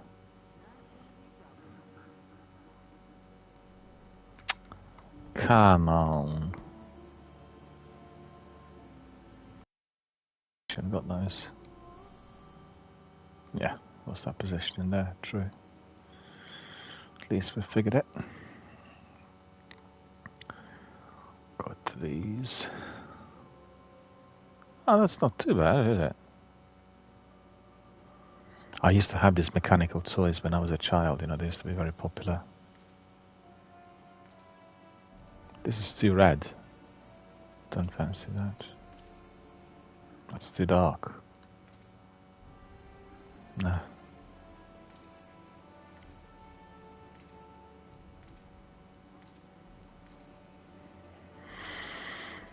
Well, none of them really suit me too well, I've got to say.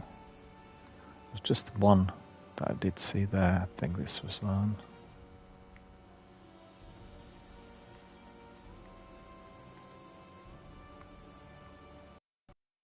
These, I quite like that. I think I'll take that one. A bit unusual. Okay, so what did I want to do? Rahul first. Ah, shall we begin then? Prime Engram. Tangled Web Bonds. And that's for Warlock. We are not going to be paying attention. Oh, look at this. Another helmet. All kinds of good I'm getting there. Look at that. So very few.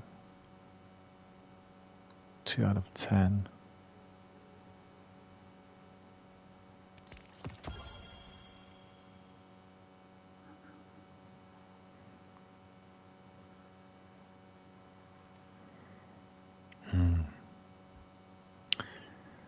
Boo! That's taking such a long time.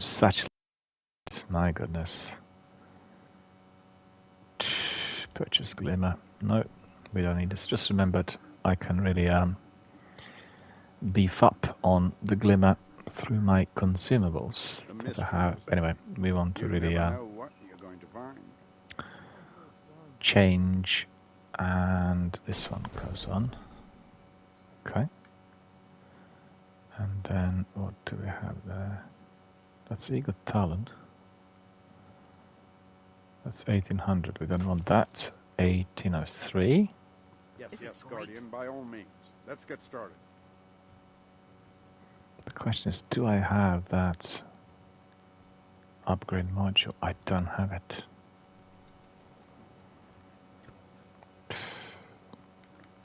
That's annoying. So who won?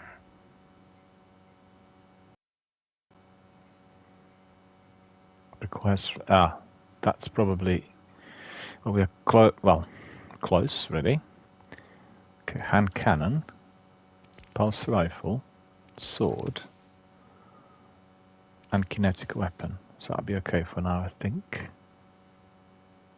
Yeah, fine. We'll pick up some more from Ares and from others. Less complicated. Before we depart, let me just see.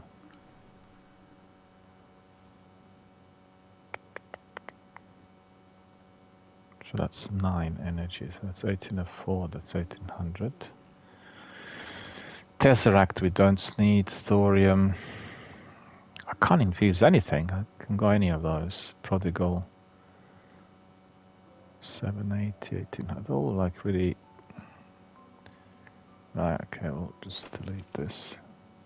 Scorned Baron, thorium. Okay, we'll keep that Scorned Baron. No need. Tesseract. 1768, 1800, 1795. Philomath out. Just don't really stash anything in the vault that is never going to be used. No need. There we are.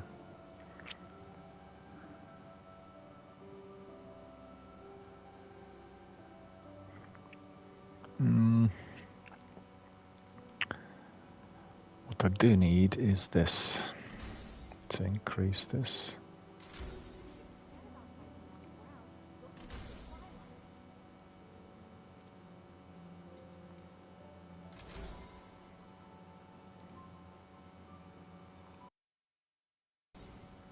Right, so there is a Ascendant Shard in there, you see. I picked it up yesterday, I nearly forgot. Yeah. Alright, so let's just discipline up. Empty mod, special ammunition scout, special ammunition finder, heavy ammunition finder. That's probably better. Heavy ammunition finder, powerful friends, radiant light. Most unusual symbology here. That's giving us orbs. Just ashes to assets. Yeah, that'd be better. And then in here, put heavy ammunition scout. That's good. So you could see resilience is 98, discipline is 90. Recovery is very poor. So we need to change something.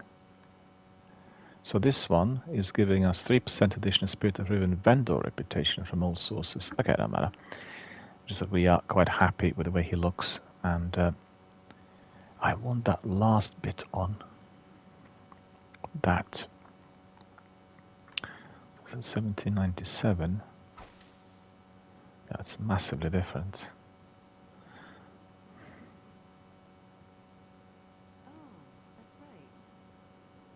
That's Dreambane. Okay.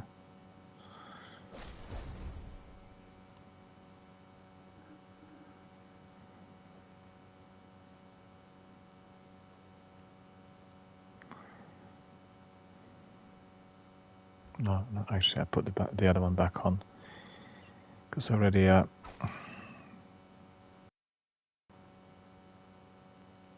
had it sorted. So that is discipline, bomber, Monty finisher, and proximity ward. That's better. 98, 94.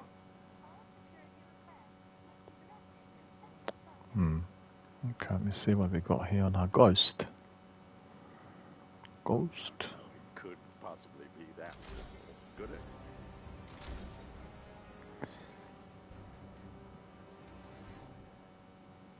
Combo detector. Glimmer booster.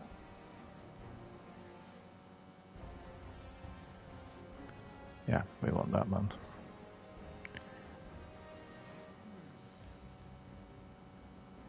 Three will be okay, I think that. Detector, combo detector. Recovery armorer. 2. What's this? Okay. So our recovery should have gone up now. And in here, combo detector. Detecting different types of loot. Alrighty, so let me see. Nah, didn't really go up much. Recovery tier 2, let me see, that's the ability. It's discipline, intellect.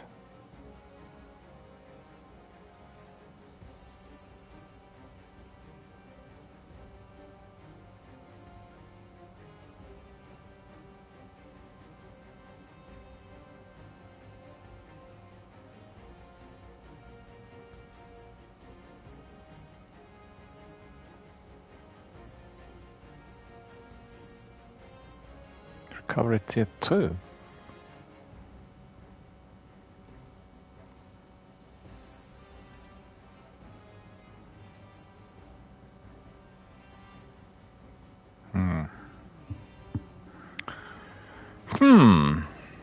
That's odd. Anyway, let's not worry about this too much. Let's just get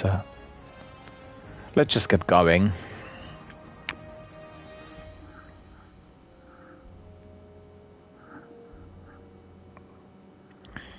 Let's just get going. So we'll go to the moon.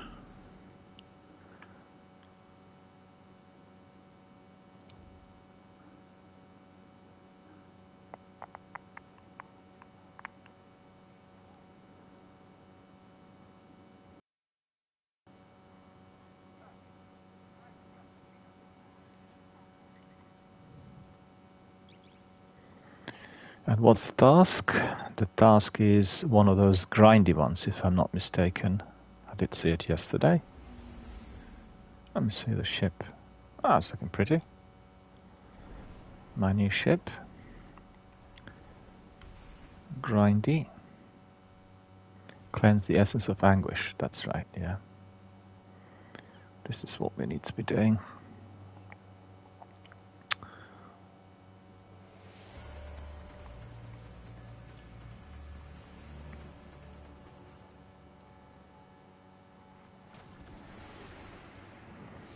Keeps disappearing, and that's not what we want to see. Where is it? Light quests.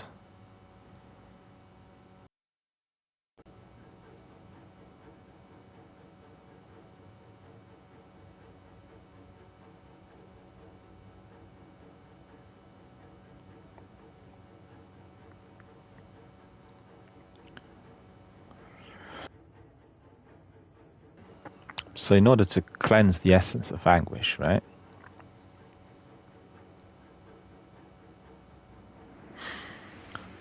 So I guess we need to pick up a quest which is for this.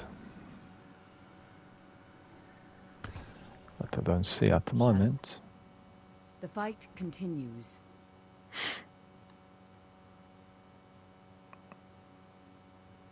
No, actually, it's not true. It's supposed to be one of these. Defeat Always Hive. be prepared.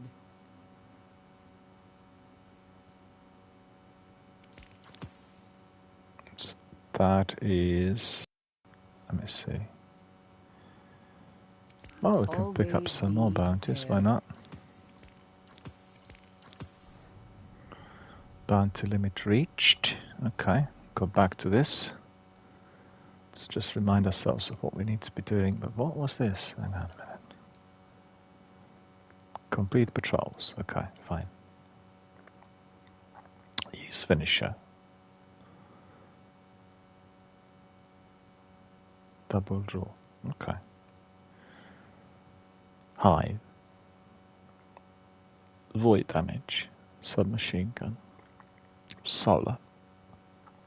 Precision damage.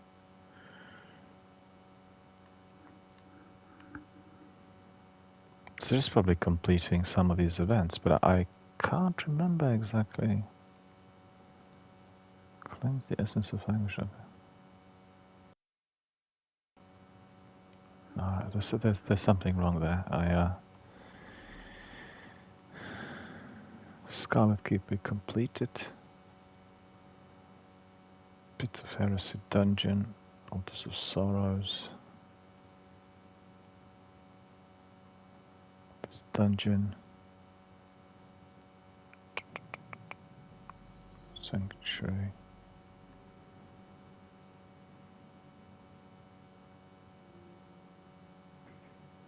I just think what to do. Cardinal Salvation.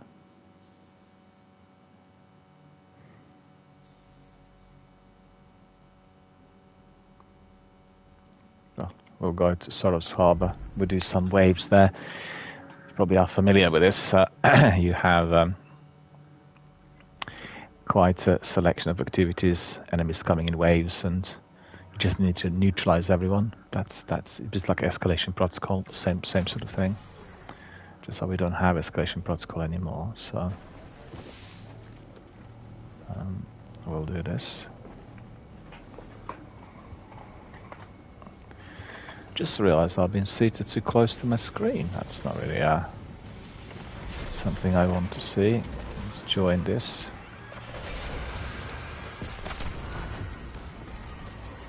Tier 2 already, okay.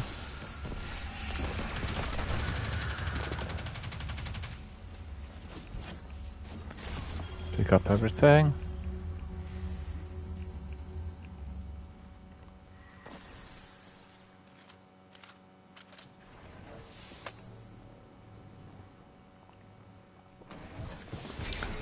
See to the next altar.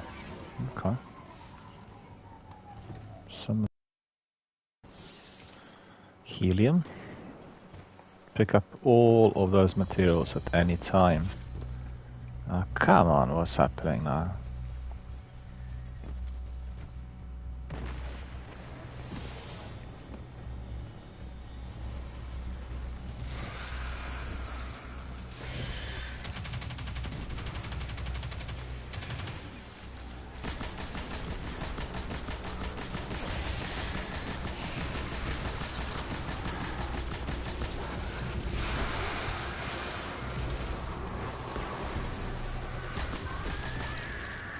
Yeah, that's important for the wizards to be eliminated. There's another one. Come on.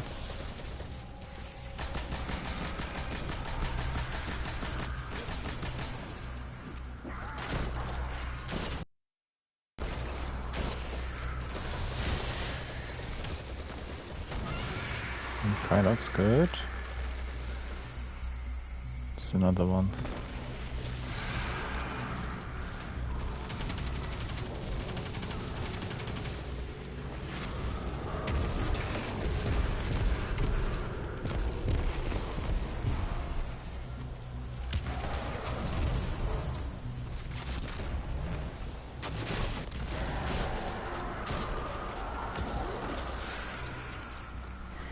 Yeah, that's good. Just watch out for the third one.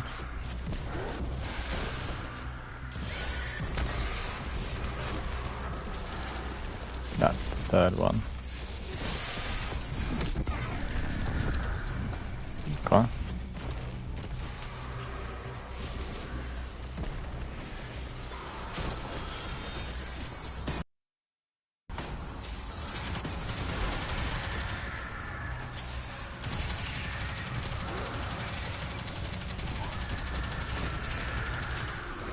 Risk Runner is quite good for these types of activities, as you can see.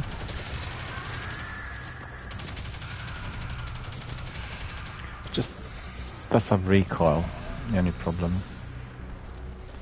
So you need to have really a steady hand. There he is. Ah, he's gone before I even managed to load, which is good. So wait for the last one up there. Okay.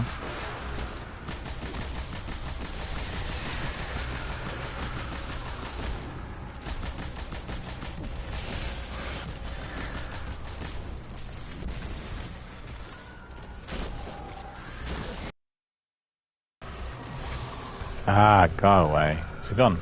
Yeah. 6 out of 6. With heating nightmares, good.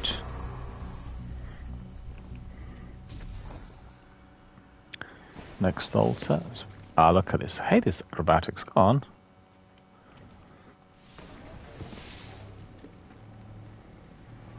So where is it? Where'd it gone? Listen. It's patrolling. We need to do this as well.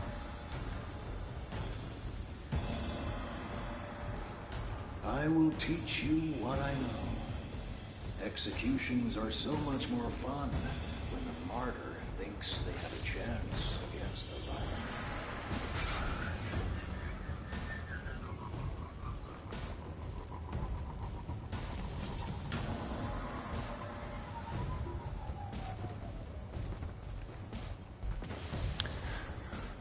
Yes, I could see they have.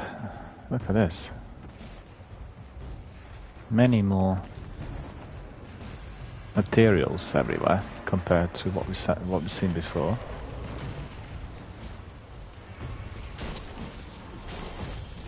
It's not a good weapon for this.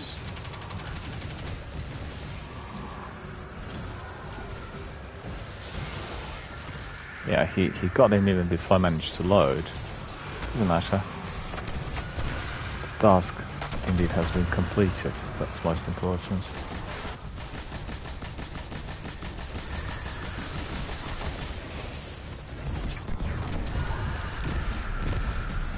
Okay, that's good.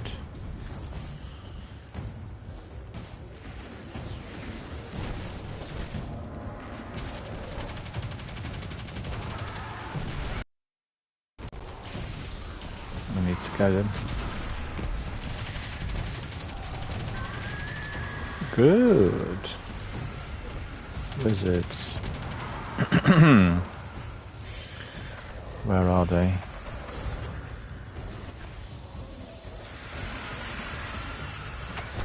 Another one's down here.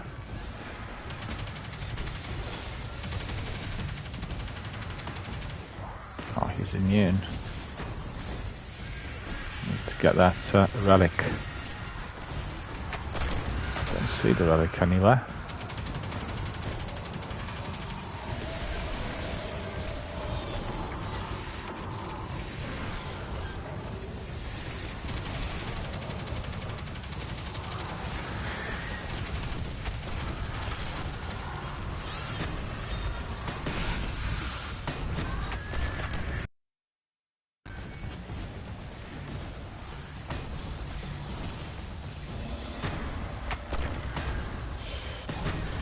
Yeah, that was good.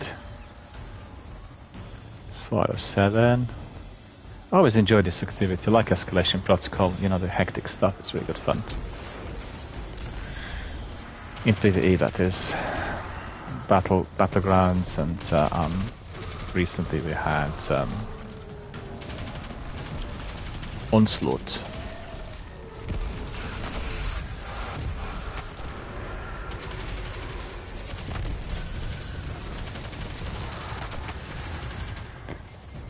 Need to defeat another nightmare. Good job, he didn't explode at me. Silly thing to do. That was a silly thing to do. You don't work on exploding floors generally, but he was like half buried. So that made a big difference.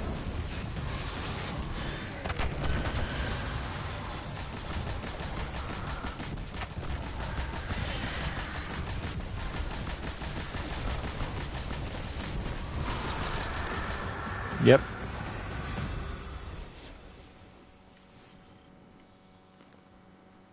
Hang on a minute, that patrol should have been completed.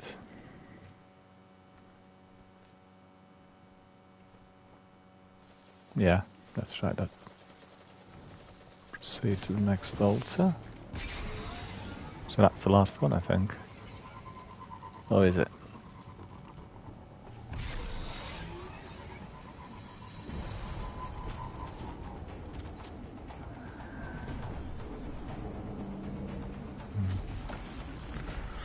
Go to see Tol.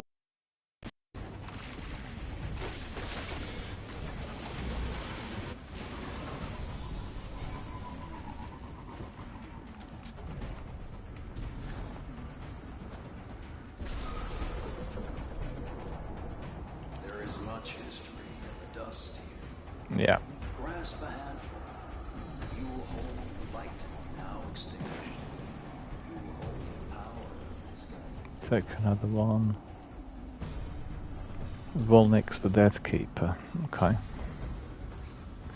Open a chest. All of these are basically connected to Shadowkeep activities, so you know, important to engage with each one. So if you're playing Shadowkeep, it's a bit grindy, but it really kind of presented us with the new structure that they were developing at the time, since 4 years ago, I think, 5 years ago, and then you could see the way it's sort of evolved, really, with the current season of content. So it's a mixture of lots of different things which you do at the same time.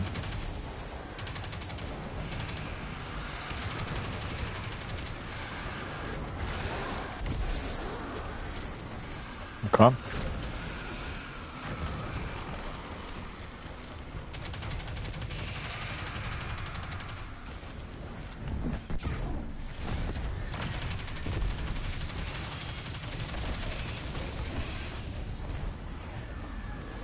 The relic.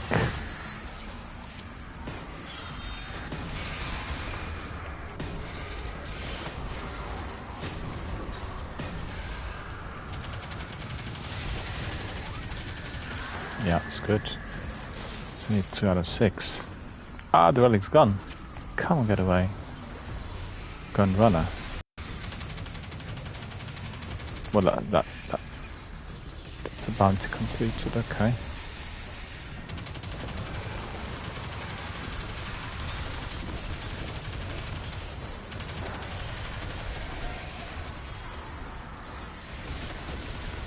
come on, we need to hurry up. We don't have a lot of time.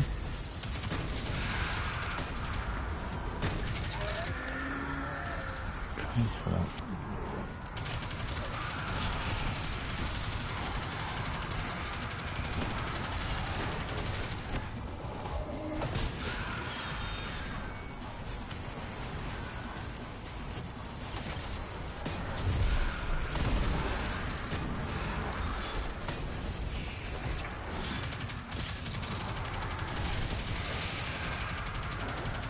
Okay, one more.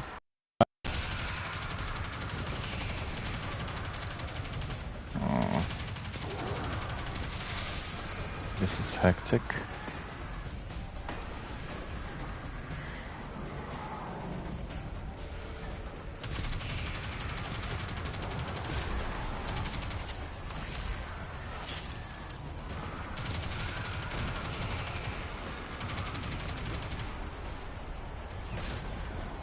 Nightmares eliminated. Where's the next one?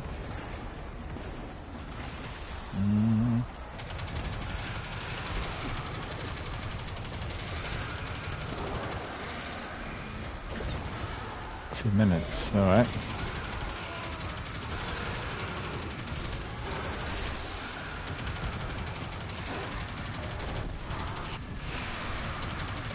God, what a weapon, eh?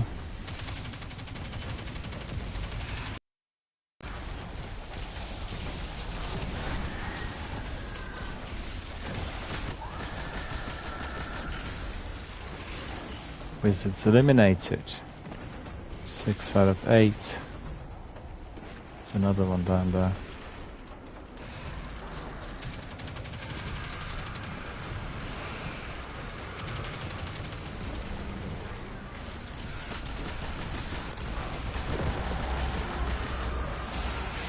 Okay, gone up. Take a screenshot of this. Always enjoyable to take screenshots, remember that.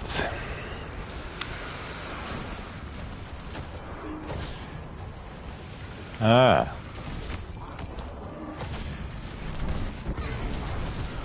That was awesome. That was a really good elimination with my ultra fast Void Super. Okay. The final altar is down there. Face the final nightmare. Okay. What's this? Oh, it's somebody's Sparrow. Look at this. It's like something out of Crucible. Oh, really good.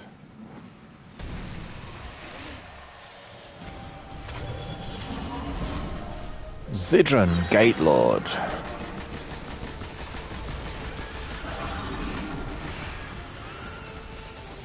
Oh, I have plenty of ammunition. That's really soothing.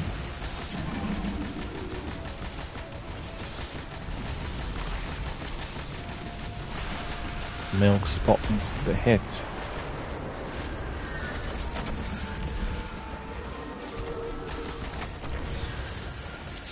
Ah. Okay.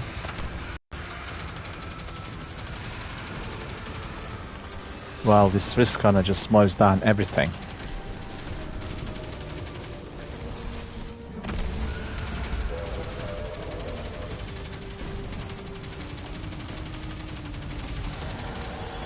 Eventually he caved in. I should have done.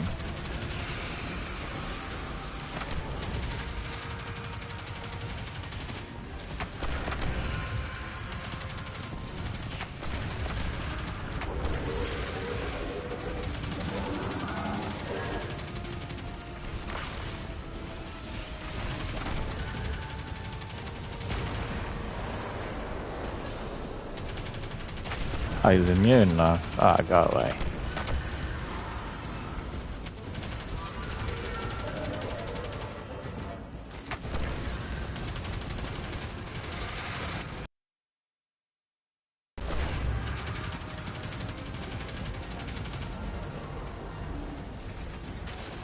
Nightmare August, look at that.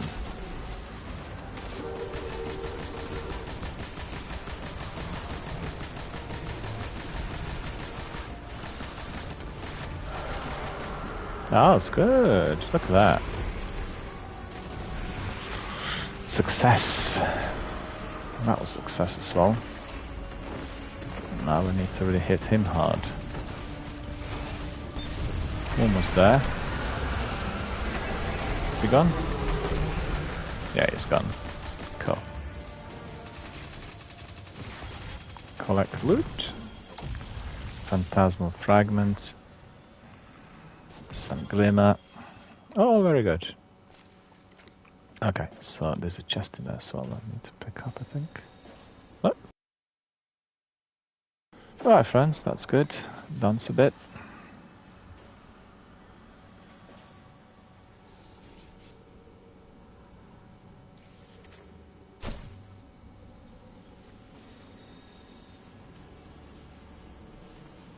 Somebody doesn't like my dancing by the looks of it.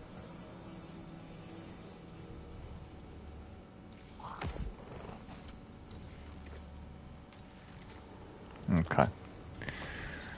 Right, so let's see what we need to do next. Don't want to do any more of these. Ah, very good. Lunar Rundown. Left Waning. Gun Runner. So in here we have melee, and then we have, what is it? Can't see.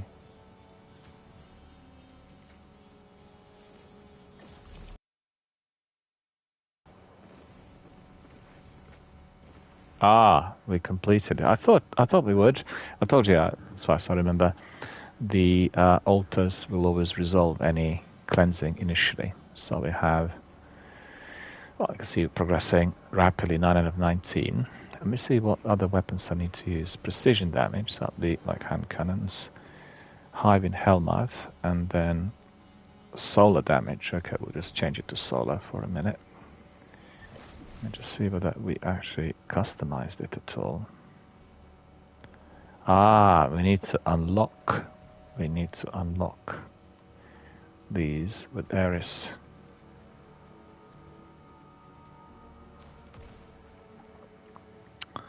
Fragments. Do we have any fragments? Yeah, we do. It's the same one. Grenade acquired if as you are destroying enemies with your grenades, and this one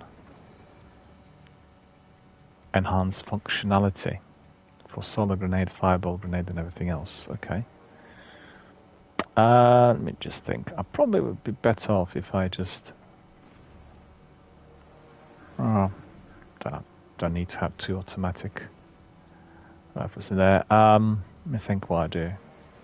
Quickly think. Yeah, we go to Eris first, I think, and sort this out with Eris, and then we'll decide on what to do with our solar. Because if we need to be grinding, then it's better we got all the what do you call it? I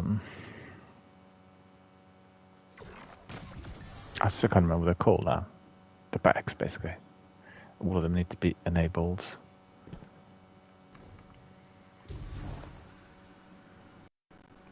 Eris is here. You have. The pyramid trembles under the weight of our progress. With every victory, we draw closer to conquering it. The spoils of Hashladun's death are twofold. We now know what the Hidden Swarm have been using to shield themselves from the nightmares, and where it lies. The cryptoglyph. If ever there was a more powerful set of runes the Hive used to conjure their magics, I have yet to learn of it. Of course, to acquire it, we must delve into horrific depths. Our cryptoglyph lies at the bottom of the Hellmouth. So you could see how they began to blend in activities.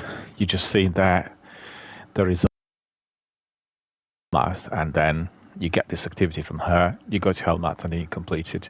They really, I guess, I remember the Bungie team, telling us at the time they wanted to kind of make activities more meaningful, more tied in with the story, and that was the beginning of the journey.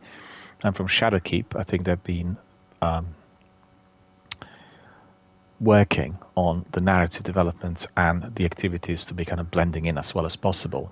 And we've seen a lot of that during the last 12 months. I think the recent seasons had NPCs, cutscenes, and everything else. That was really giving us a very good picture.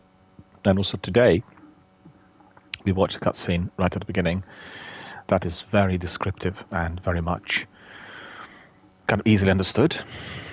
So the progression will carry on from next Tuesday, and I'm quite certain that we are going to be getting then a full narrative structure. Some comments. Somebody had a major posting on as to why New Light is no good. And he played it like a year ago, so I'm not sure whether they worked on it within the last year. So the structure played so far is already aligned with what we're getting with the final shape and the narrative structure of the game. But everything this guy wrote seemed out of some sort of frustration and didn't seem to be real. I really enjoyed on Monday walking through New Light for the first time in this format, and I thought it was very, very good. He was just like disregarding that New Light is for the new person coming in and learning about how to play the game. It's like an in-game tutorial in which you do not need another community member to advise. So it really worked well. I thought it was really fantastic. And then there were other disgruntled gamers providing. If anybody else experienced anything similar, just if you're a character and you replayed New Light and went to the new structure of the game that I thought was very formidable and very good, and then just provide us with some views, whether you like it or not. I just surprised to see. Well, I mean, there'll always be begrudged people out there, but to be fair, the chap who wrote the negative comments, he was very, very in-depth, very descriptive. It was a constructive criticism. He described what he didn't like. I disagree with it, and that's fine. That's different to somebody who's just rubbishing, like ranting or venting out some frustration. In this instance, he was talking in a very articulate fashion about what he disliked, and he kind of labeled it point by point. You can get it on Reddit. If you put down disliking New Light, you'll get this posting straight away. I was interested in what what's happening and to see what's happening. Feedback. I was a bit surprised. Anyway, let's see what Ares is asking. So it's no surprise that the Pyramid now inflicts the Phantom of Omega upon me. The Pyramid will do anything to stop us from getting inside. Hashladun has been disposed of, and with the death comes a path to victory, the high cryptoglyph, and travel to Helmat and locate the catacombs within, and Hashladun's cryptoglyph lies inside for the taking. Okay. Probably pick up some more of these. Okay. So let's go in. This is like a lengthy quest to locate dead ghosts, and this was one of the most popular secret activities in Destiny 1. Maybe it's not secret activity, but collecting the ghosts was very extremely difficult, as you had no indication where they were located. And in here, for instance, you have a clear direction. Find him in Shrine of Oryx. I can go in there and look for it.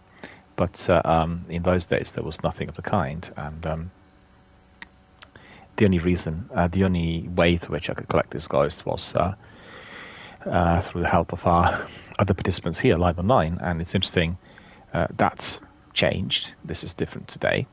And I think the biggest challenge for everyone in the first game was that you have to do this on every single character from scratch. And you've seen that in the sequel, they have been combining some activities, mainly through the seasonal content, in which you do not have to replay the whole thing on a different character. But, it depends on how you want to do it. I think for myself, I would prefer for the seasons to have this option of wanting to get through it or not. And you can have like right at the beginning, you can say, do you want to play it from the beginning? And if not, you click, I want to carry on as usual. I don't need to replay. And you have everything integrated. On the other hand, if you wish to replay, as many people do, in order to re-experience the activities, then you go for that option. I think that would have to be made available, and Destiny needs to consider this, as is the case in some single-player games. And anyway, just a bit of a reminder. So a new mission available on the map. We're going to have a look where the mission is. I hear the hive calling to me. We'll be adding the waypoint. They know I found joy in it. To your safe Mr. Bond. Okay, we'll do this activity and then I need to take a short break. So, just get some Sparrow. It's a bit too loud now. Blimey. Because I generally have to be turning the in-game sound considerably down in view of the way my headset works, in order to prevent echo. My streams, I've got it disabled, so I can't hear myself through the headphones.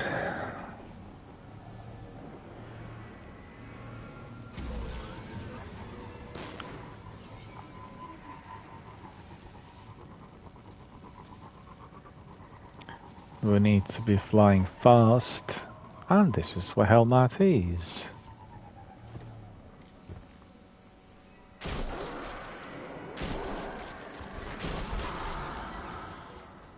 There you go. Pick up the mission. Start from scratch.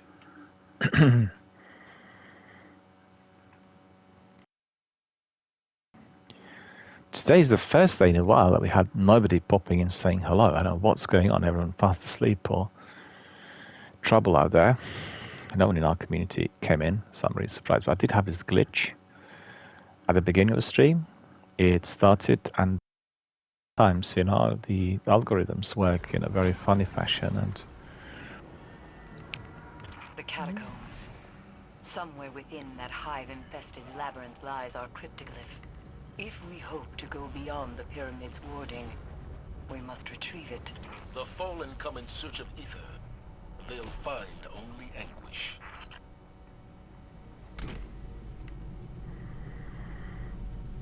in fact, I could see what I may use other weapons. Let me see. Shotgun. There was something on the bounties, wasn't it? Like the use of different weapons. Let me see. And here we have kinetic weapon. Okay. And then we have swords, hand cannon, pulse rifle. Okay, so the shotgun will do a battle scar pulse rifle. Just increase the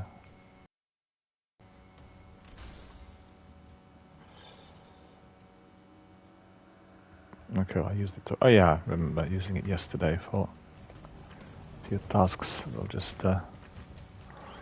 that's been reworked a bit since I was here last.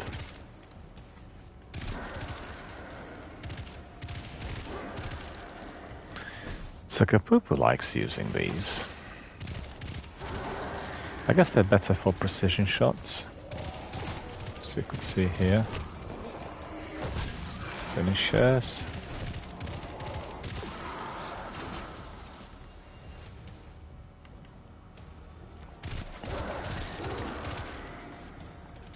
Kinetic calibration completed, that's good. That was quick. Pick up some goodies. But you know, the enhancement cores have become very hard to get, as well as the upgrade modules. And I really toyed with the whole idea over the seasons, but it becomes a lengthy grind. It really does.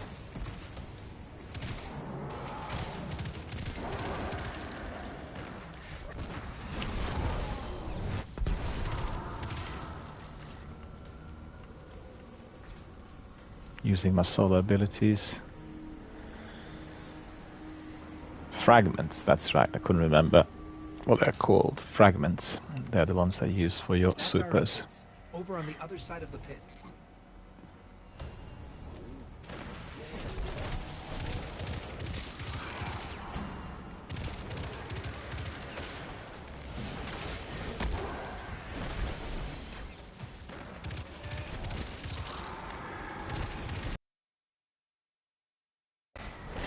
Well, as you can see, it's useful to be revisiting the old campaigns, and then you can complete bounties and do other things. So it's a bit like walking down memory lane, isn't it? And if you consider that the game's been around for, what is it now, 6 years, you forget.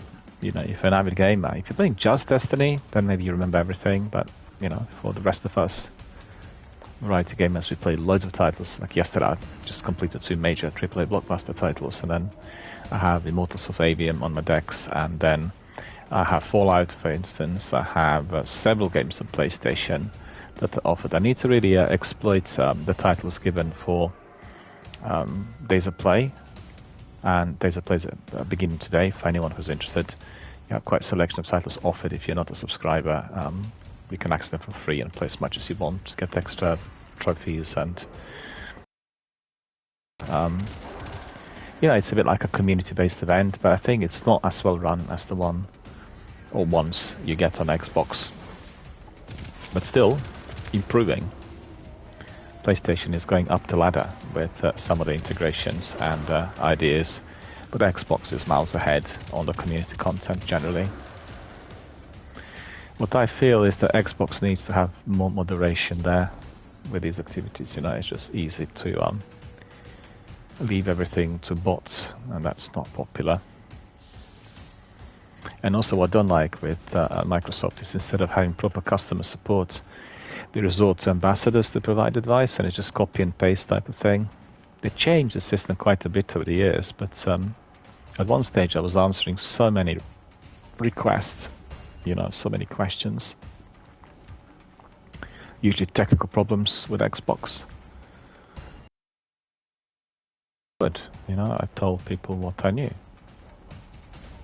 Ah, come on, this should have disappeared. I've seen it already.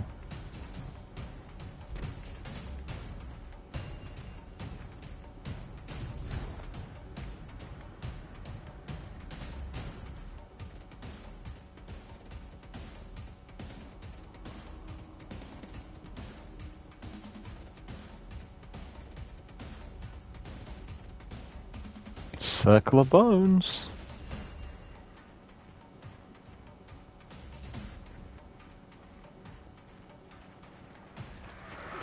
No enemies, that's bizarre. See what I'm doing with that pulse rifle in there. Is the bounty doing alright? Yeah, nearly there. I'll just keep using it. Never are the catacombs unmanned as of Hive magics, including our cryptoglyph. We know not what the Hive plan to do with power as dangerous as this. But they must not find success.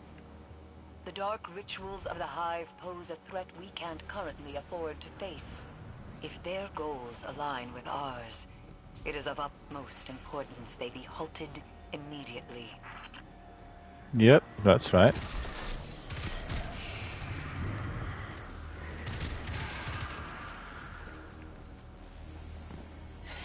Do you have a sword in there? Yeah, I have. Mind you, I can probably put that sword on at the moment.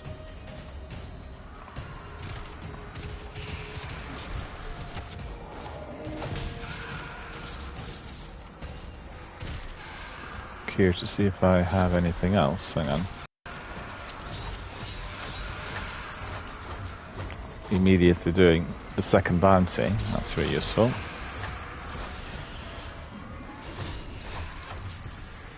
Okay, so that's been completed. I need to go to another one. Oh, look at him. A bit like Senua now. A Hellblade. But I've got to say, the ending of Senua's Saga is much superior to what we had in the first game. It's much superior. And it's really good.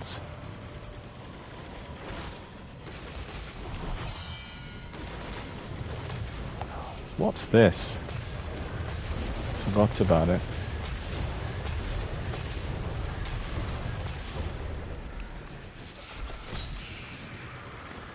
Yeah, that's right. So, what do?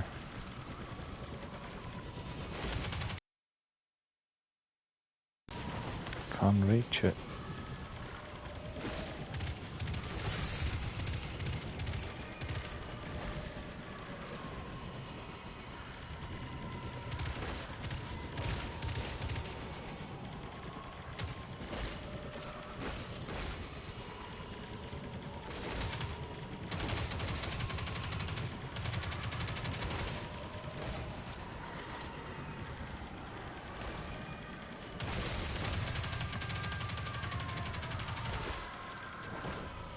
I better hide.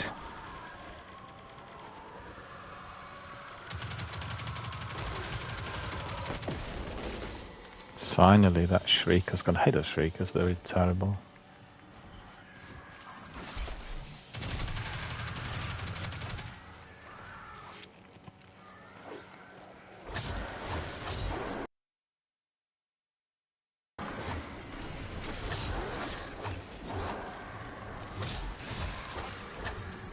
Okay, so that's probably the sword bounty, I think. Yeah, 3 completed. Oh, that's good. Let's just pick them up straight away. Let's see, that would be arc damage, sword calibration, pulse rifle calibration, death dealer. You see, that's pretty good. We're doing everything good. Solar also excellent. So these bounties are all going to be completed. Okay, let's carry on. So where's everyone? I can't believe that today we're having nobody watching, nobody's saying anything. What is going on? Surprise, really. These depths that Crota and his brood stripped me of all that I cared for. My friends, only I remained, beaten and broken. The guilt of survival lingers. But you must not. Onward. Imagine to see what other tasks I have there on my bounties.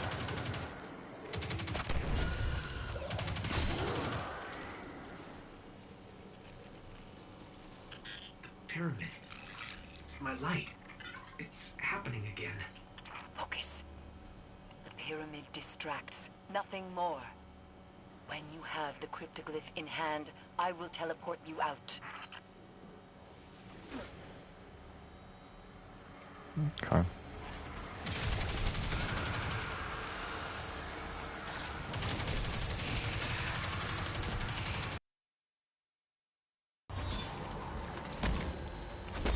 Oh, who's there? Underestimated the danger. That's the way to do it. You just simply roll, and everything's destroyed, as you could see. Can't go wrong. Exploding thralls. Okay. There's the bridge there. See? Yeah. More phantoms, just like those haunting Eris. Faceless guardians watching us. They're nothing more than a distraction.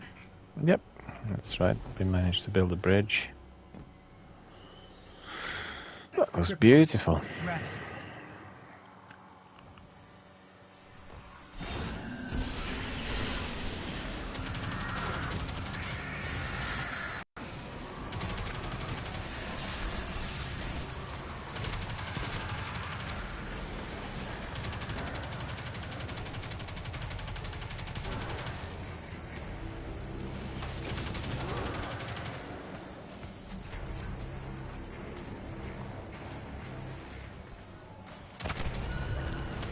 Exploding thralls. I hate those guys. Better go up there.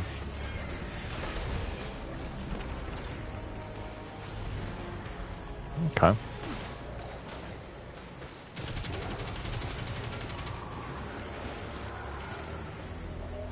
It's just amazing when you start out on your warlock and you get this risk runner quite early. It makes a huge difference to your game, honestly.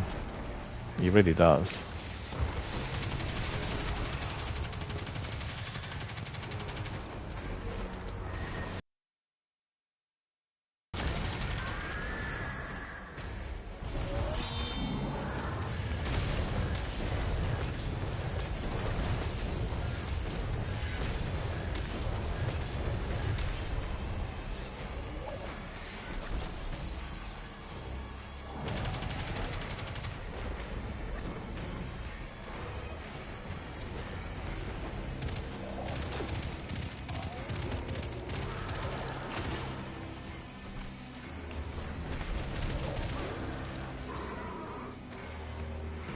There's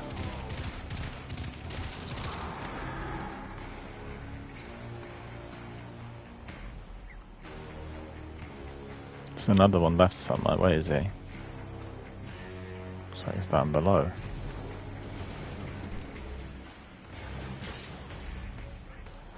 Where is he?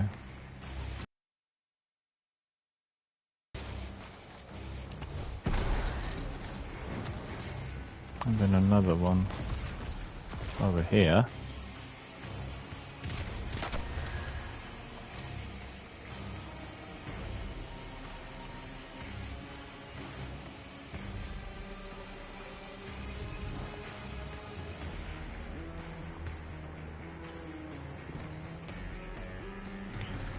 See if they're still up there.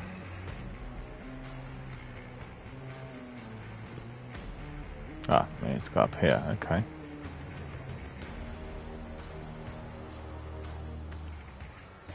No, we do not need to go up here.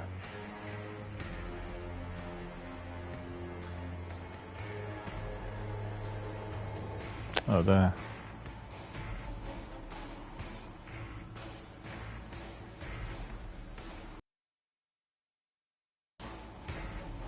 Keep forgetting what we need to do here, hang on. Well, I go up, see what... Oh, maybe... No, it's down below, isn't it?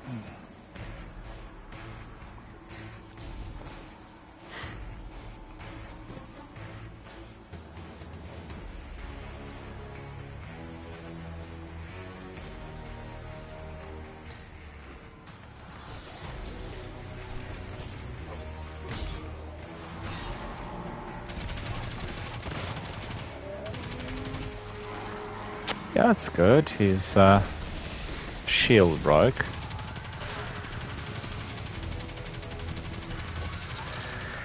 He can't resist this, can he? A bit too powerful.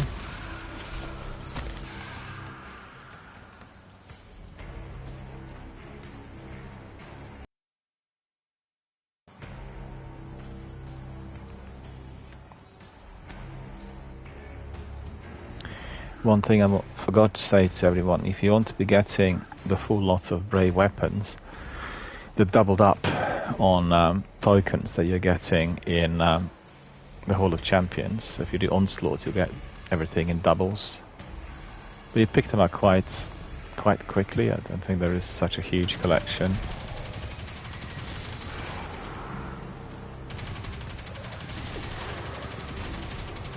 Daughter of Crota. How many of these do we have here? Take the higher cryptoglyph that's up here. That's the cryptoglyph, you see? This. Once you pick it up, then you unlock the whole selection of activities there.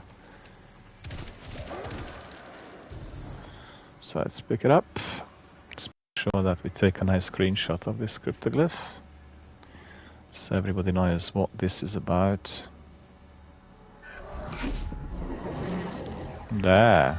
Eris, we have the cryptoglyph. Teleport us out. Eris, are you there? Now we need to be simply running away. Run.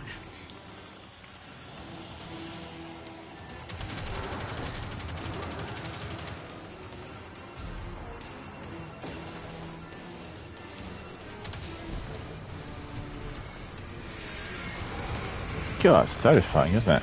Just try to think if you were caught up in this sort of firefighting there. Awful. Shriekers.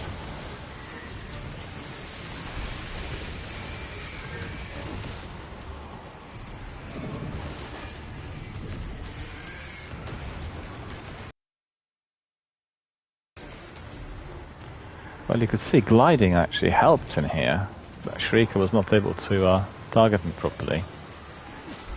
So that's weird, but there you are.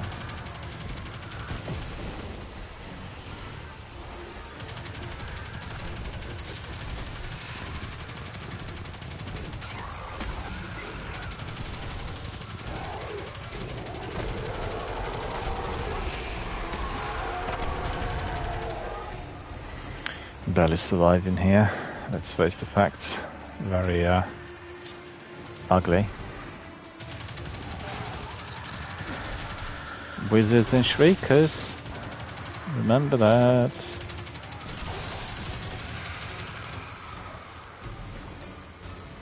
No, we don't need to do anything in there. Just need to get out.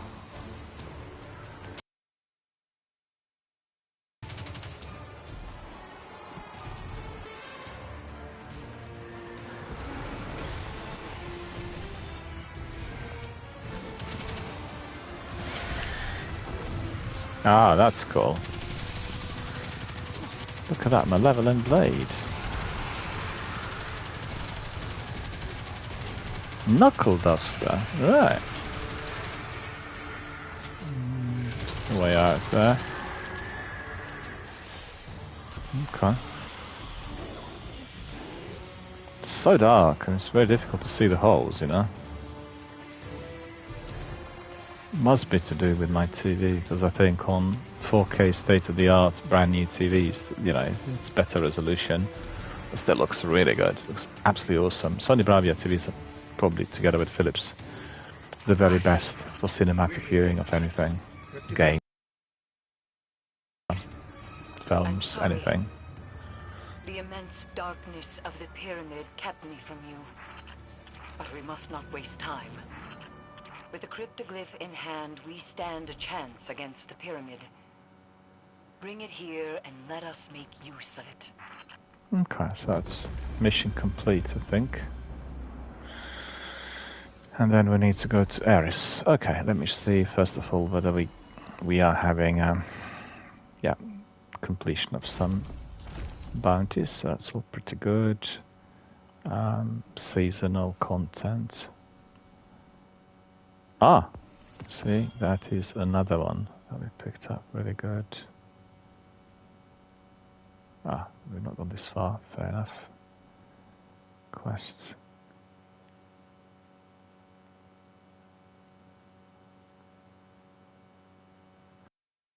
What? Today there's going to be maintenance, and yesterday there wasn't maintenance. Hang on, what is going on? I don't like it. I don't get it. Because I was looking for the information on the maintenance yesterday, and I couldn't see any of it. So.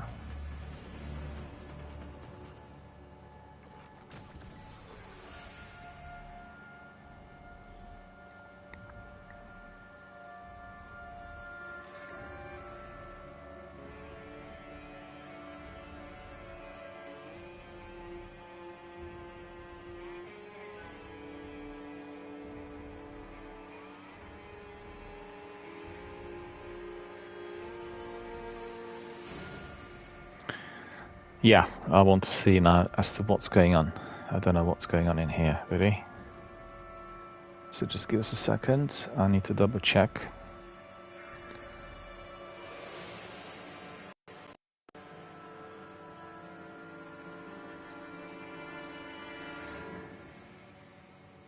Nothing on Destiny. Nothing. Where is it now? Bungie.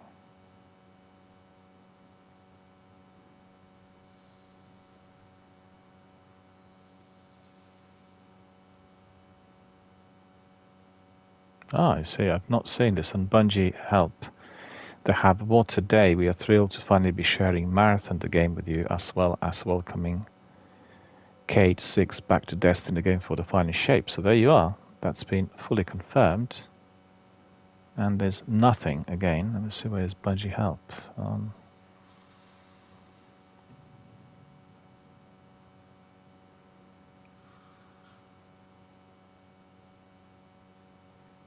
It says maintenance began. What's this?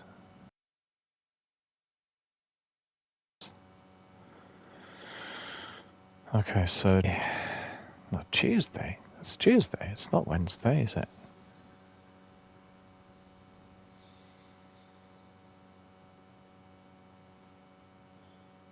What am I doing? Today's Wednesday. It's not Tuesday.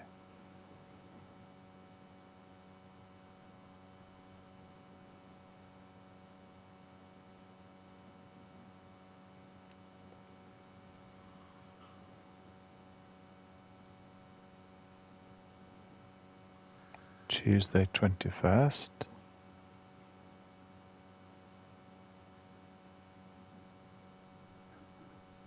It's nothing. There's nothing on it at all. Destiny 7 update status.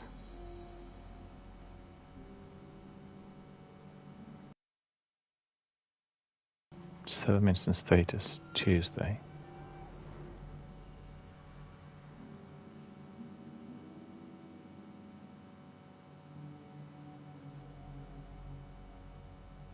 (6 a.m.) PDT to 12. 6 hours maintenance.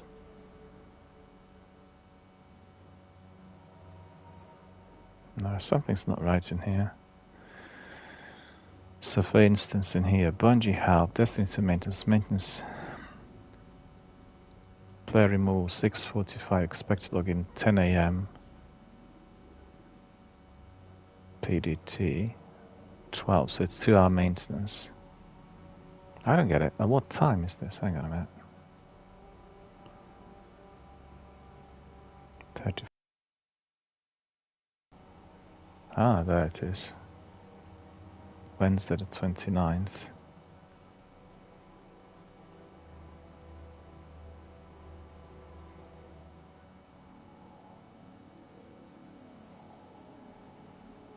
It's ridiculous because they have a link in there and it says information about the update, the maintenance, and you go there and it's all information about Tuesday.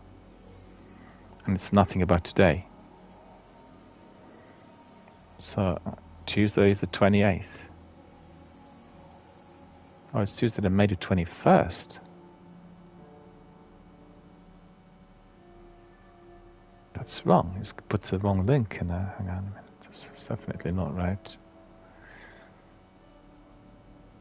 Help forums. It's not it. Marathon.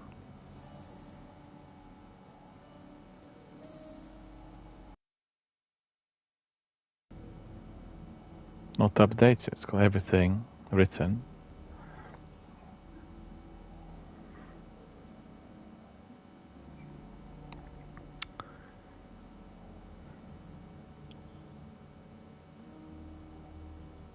May the 29th, that's today, 6 a.m. PDT. Let me see what time that is. 6 a.m. PDT.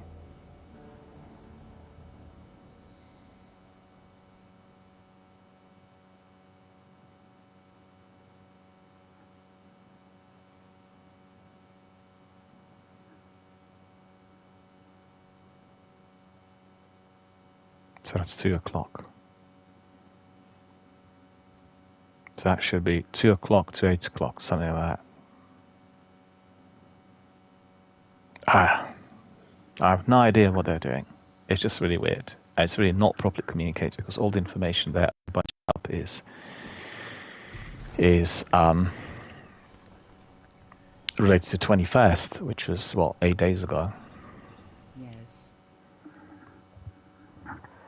Well, let's see, we'll play, and if we get cut out, then I'll just end my stream and we'll wait until Destiny comes back again. You reek of the Hellmouth. That armor will prove useful in the battles to come. But the pyramid demands greater power to enter it. 3 further pieces of armor. 3 more nightmares. These diseases torture the moon with their very presence. Send them back to the past where they belong, and in return they shall provide us with power. Alright, so let's see. Selected. The Phantom of Eriana Thrina haunts me alongside the rest of my mind. The cryptoglyph must be used to empower the lectern of enchantment near Eris. In tandem with the cleansed essence of anguish, this will yield another piece of Dreambane armor. Empower the lectern of enchantment with the cryptoglyph before setting off to hunt the remaining nightmares. More nightmare essences are required to craft the remaining 3 pieces of Dreambane armor. Okay, so that's use the cryptoglyph to empower the lectern of enchantment near Eris Morn. So that's just here on the other side, in there, you see. So go up here, use the lectern,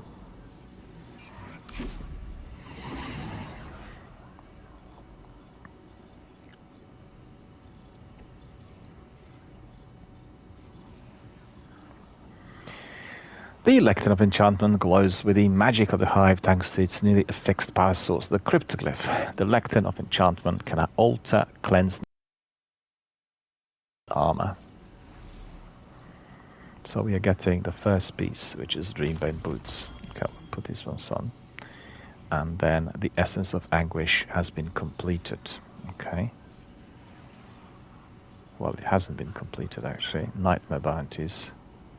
Okay, we'll just pick up all of these bounties, max out on them.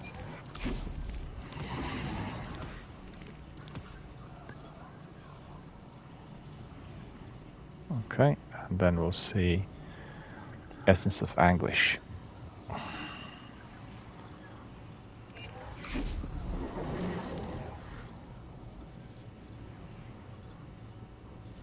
So in order to do that, you need to complete the daily bounties. Okay, we got some daily bounties from Eris there in any case.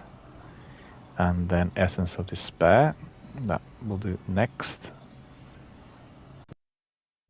Energy, use that Lectern Enchantment of the Moon Sanctuary, Phantasmal Fragment, we have plenty of these. Okay, right, so the next step here is grindy, as you'd expect it to be. And we have these bounties. So let me just see what are the ones that I picked up earlier. Rapidly defeated, precision damage. Alright, so we need to have a precision weapon in there. Generate orbs of power. Defeat Hive in Hellmouth on the Moon.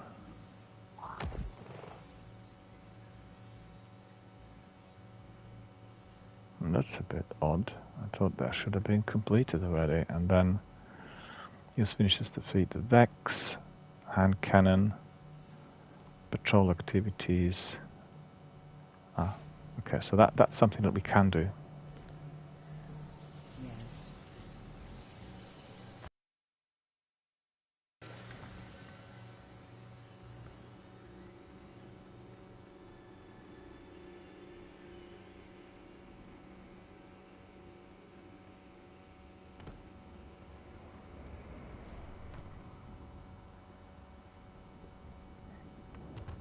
God, I need a fell. Eris is down here. Okay, let's talk to her. You'll recall... Oh, no, it's Ikora, not Eris. Anyone who pre-ordered the Final Shape will get this type of ship, which is basically a flying pyramid. So remember that. If you're pre-ordering, you're getting lots of goodies, free of charge, to top up your order. So what do we have here with Ikora? Let's see.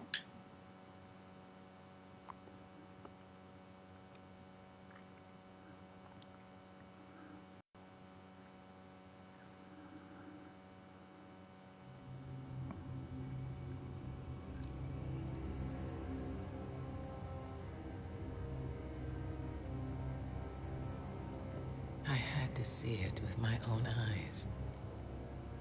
How long has it sat in silence, watching us?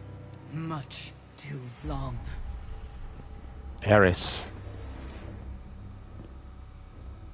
I can't help but feel responsible for this, Eris. If I hadn't sent you here... Your concern is noted. That my fate is my own responsibility. And we both know you didn't come here to apologize. I came to tell you, you were right. It seems those responsible for our collapse are coming back.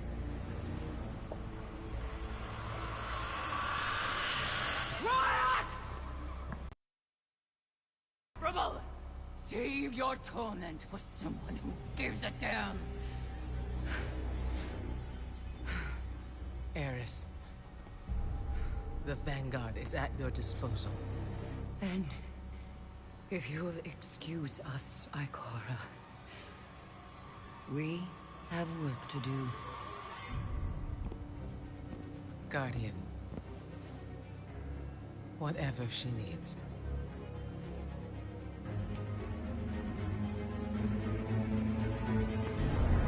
Whatever she needs, Ikora says. Okay.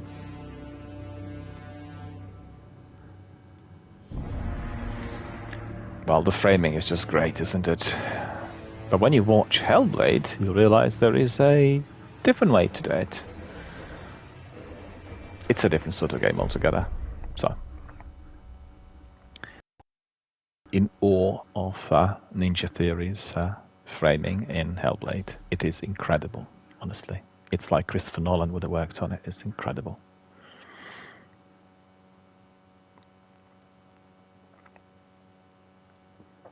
Three bosses need to be defeated. Right, so let me see where these bosses are. New mission available.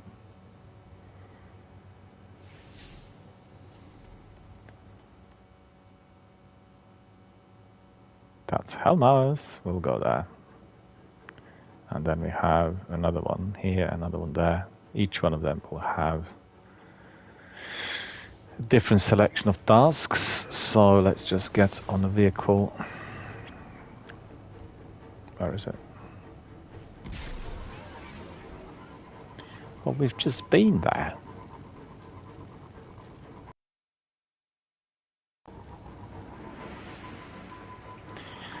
I definitely need a break while we do this activity, and then after this one I'm taking a break.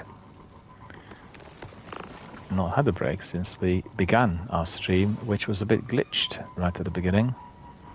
And I think that's affecting our viewership today as well. That's my feeling.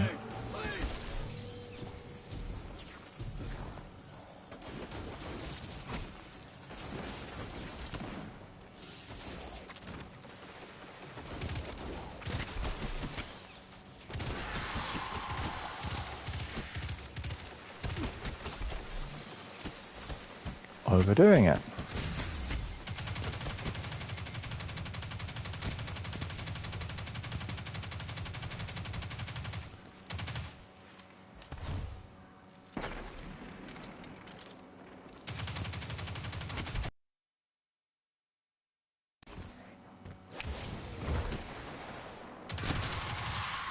I like that.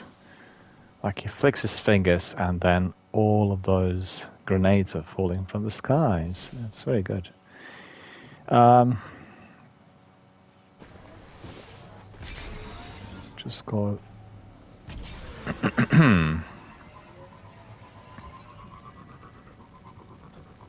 No, I'm going the wrong way.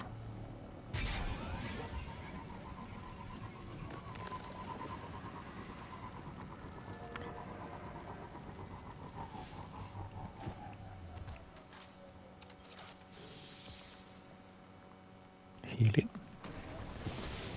Okay.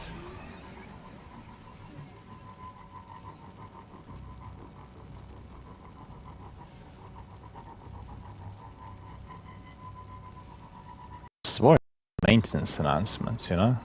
Don't know what is going to be happening in there. Completely unexpected. I didn't expect any maintenance today. There's no mention anywhere. It's a bit, I'd say, a bit ignorant towards streamers, because streamers are dependent on their schedules and access to online server games, and then suddenly everything goes dead, and they really need to be advertising this well in advance. And on Bungie Help, Twitter, you're getting links indicating, all the information is there. You click on a link and it gives you the information related to 21st of May and not the 29th. Had an appetite for destruction that knew no bounds. Thus, Volgoth, the Untamed, was created. Volgoth. To enact the will of evil upon all, were he to have succeeded. Volgoth is fear incarnate. There's no nightmare more fitting for the pyramid to bring forth, and no nightmare more fitting for you to slaughter. Good. To see what other things I need to do there with my bounties. So just let's remain a bit focused. So we completed these. What else do we have there?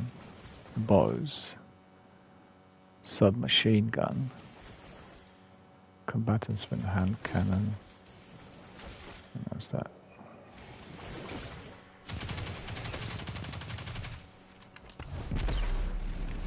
What? He's still alive? Go away. It's ridiculous. Right, so... Let me see. Nightmares. Melee. Okay, all sorts. That's all going to be a bow and submachine gun. Right. Hive. Orbs. Yeah, hand cannon. I don't think I've picked up any hand cannons so far. I guess I can import it from my vault. Okay, the bow is here. So, no, I'm going to use that for the time being. Rocket launcher. Yeah, I can keep that one just for the time being. Alright, let's carry on. I need a break, I need a drink, I need to get some fresh air. Streaming for almost 3 hours. Minutes, so there you are. But very good so far. A couple of unexpected developments earlier. One was the final cutscene and activity of the season, which we were doing. There's no way to which I can avoid it. And then that glitch as well. So there you are.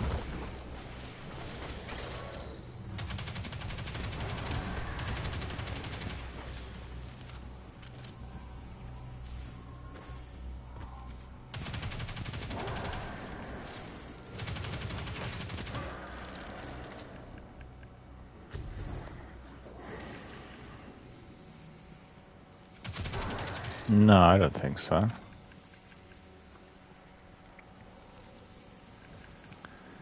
Pulse. What weapons have we got there for our primer? Let me see. Fusion rifle. Keep this one for the time being, why not?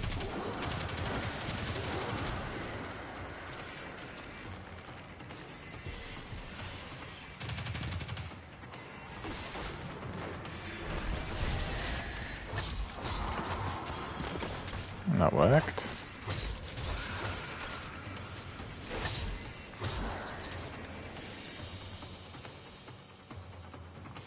All of that worked as well. There.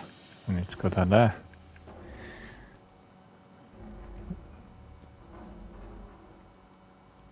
Oh, look at that. Can't go there.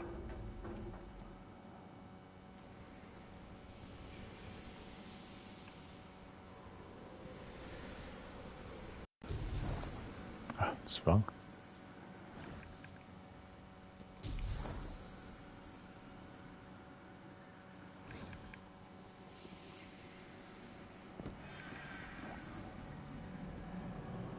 Down to the pits, that's where we need to go.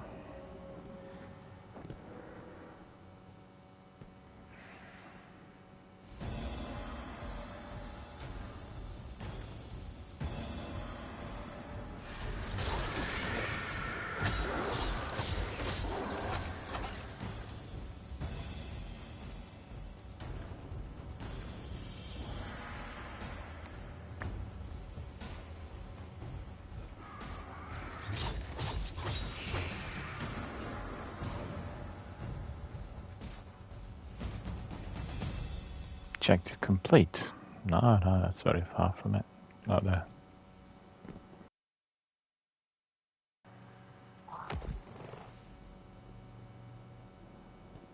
Down into the grounds. There you are. Run! Run, run, run.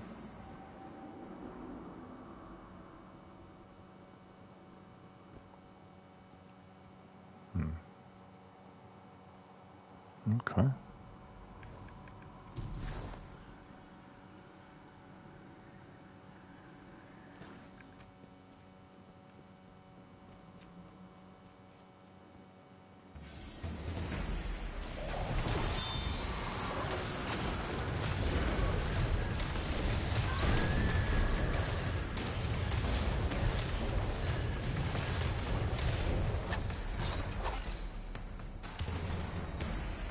That worked.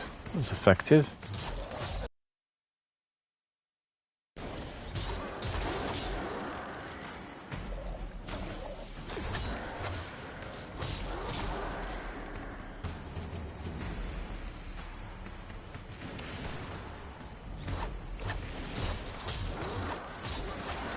No, we don't want to have these empty runs.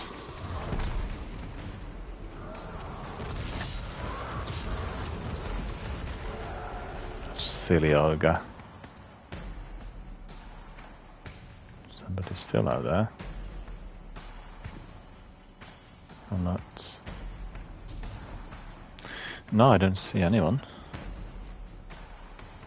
At the moment.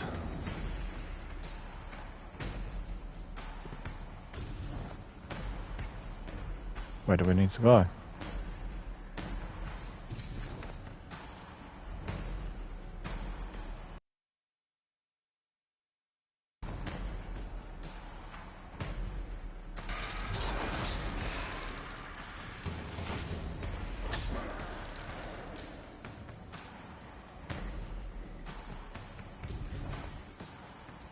Hashladoon. Yeah, we are back here again. Thought we destroyed all enemies down here, there's nothing left.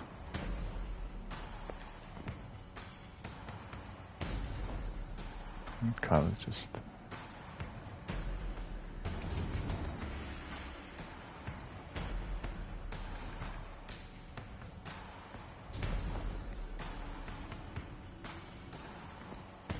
No, that's not it. It's wrong. It's the way out. We do not want to be going out, we need to be in. So... see down here.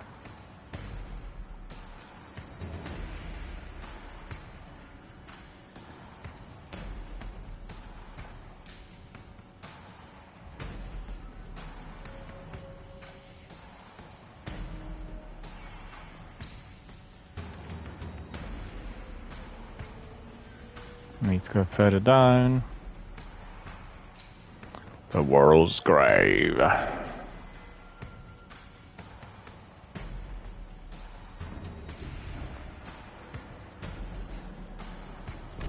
So this is not the right way in. Okay. Go back up then.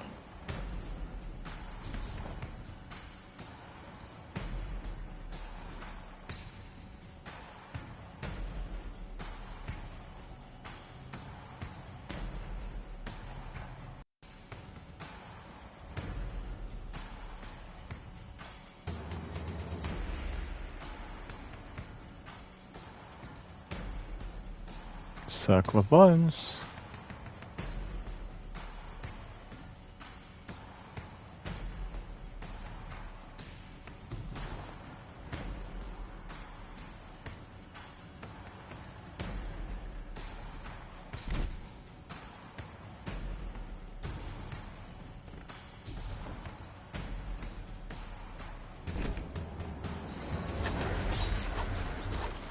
Okay, it's telling us that this is not the right way. It's annoying.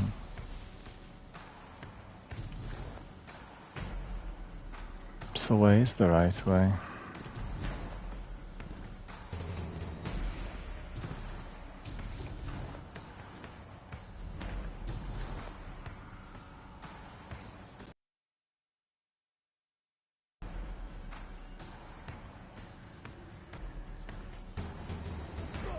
That's death.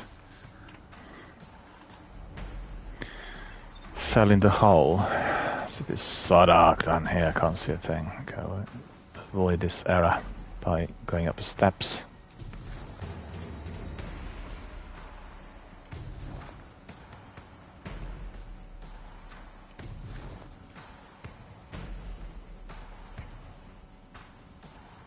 There's nothing here. Okay. Circle of bones. Nothing in here either.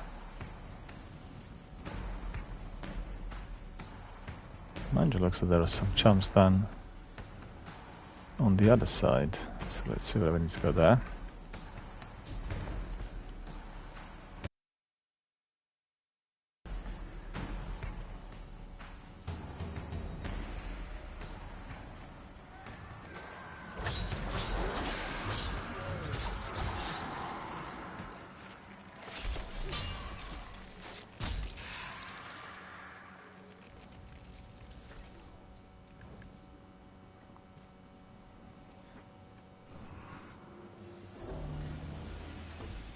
Ah, we know him.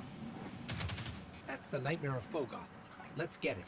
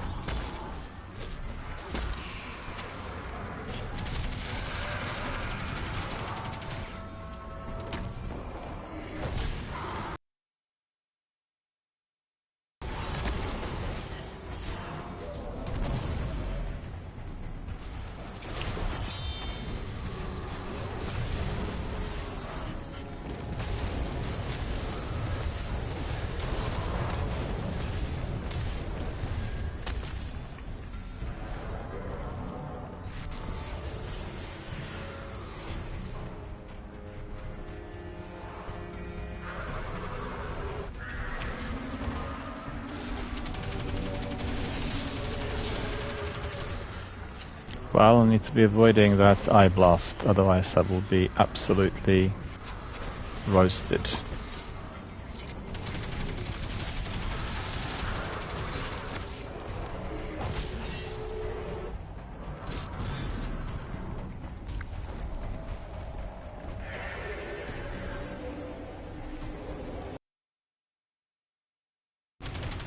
He's immune, right.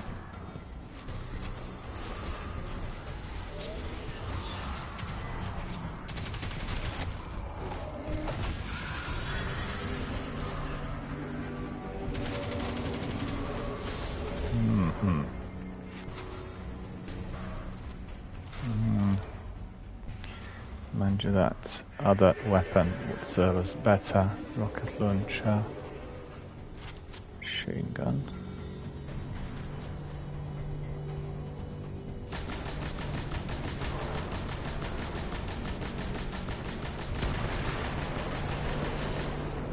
Okay, that's no use.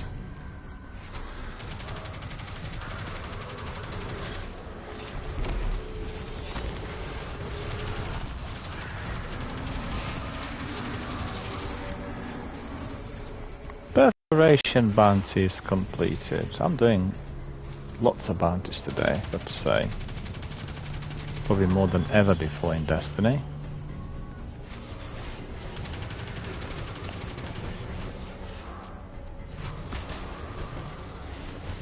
There's hardly any ammunition left, look at this.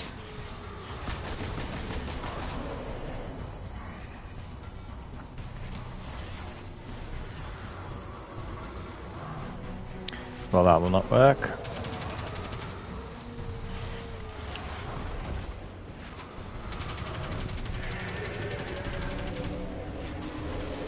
Oh, this exotic weapon is good. So that can go up there. So it cannot see me.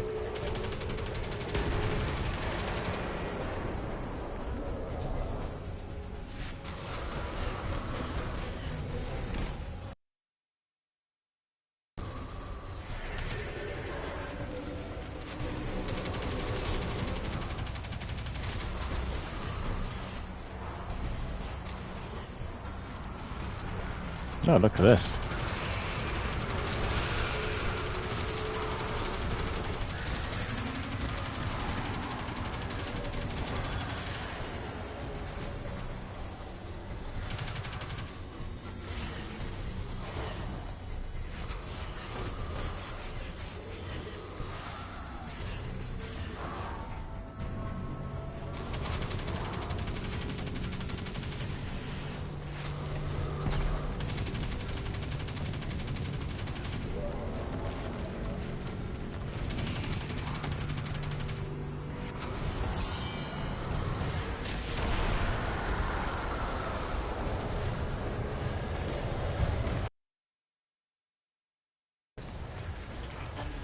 Stronger yet.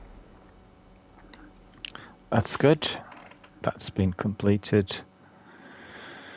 That's me, by the looks of it. Open director. See what we've got there. 2 of these completed. That's good. And then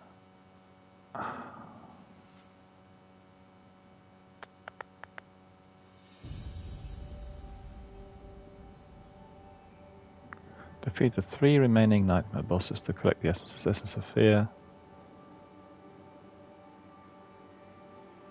2 or 3.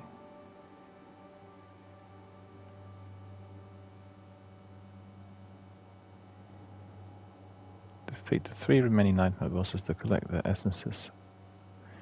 Essence of Fear, the Essence of Isolation. Each piece of dream armor.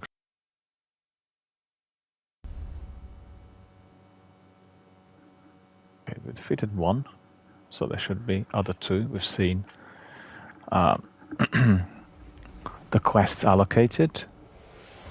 So we're going back to Eris, I think. I need to take a break actually, so we'll go to Eris and see what she has for us, and then we'll take about 5-10 minute break just to really clear my head. The fight continues. Pick up a few more. Always be prepared.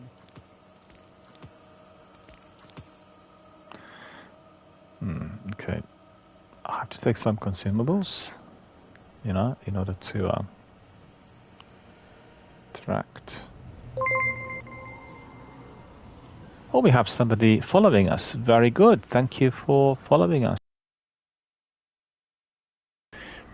Excellent. Thanks very much for joining our community. Much appreciated. Hope you're enjoying the stream. I'm doing a rerun of campaign missions in Destiny. So we are literally polishing off Shadowkeep today, cracking on with Beyond Light, then the Witch Queen, and then Lightfall, all of them back to back, and then we'll see what we still have left there from the seasonal content. This is The Wish, and this is a channel that is focused on charitable fundraising, you know, the good deeds, doing good things for other people, supporting others, very supportive, very closely bound community of Destiny veterans, and we are here to provide advice, help, in respect of anything really, be it if you want to learn something about the game, to you know, the experience of emotional, anything else which makes us feel a bit more vulnerable. So hope you enjoy the content, hope you enjoy what we do here with our community. It's been a bit quiet for some reason. I don't know why. Maybe people are enjoying the weather or something, and a bit of a sunny weather today after a few days of drizzle where I am in the London suburbs. And then, you know, welcome. That's most important. So welcome to our community. Thank you for joining us. Much appreciated. There's some problem today with the stats. As I can see that we are constantly, it's indicating that literally no one's watching the stream, which is not the case. So I don't know what's caused. There was a glitch at the beginning of the stream, and it was affecting it somewhat. And when I had my screensaver indicating we'll start in 10 minutes, it was being cut out for some reason. Don't know what caused it, and you know what problems this would have been creating for anyone else watching. But you know, there's nothing I can do really.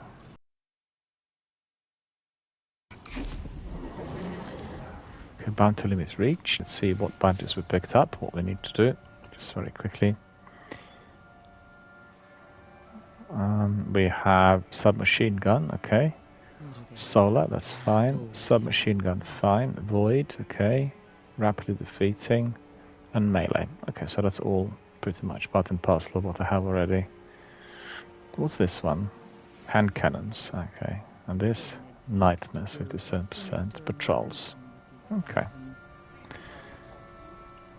Just a minute, what was this now with the lectern? I just kept forgetting about this. Right, we need to carry on with those nightmares, and as I said, I need to take a short break, and then as I come back we'll carry on with activities here in Destiny. So stay with us, and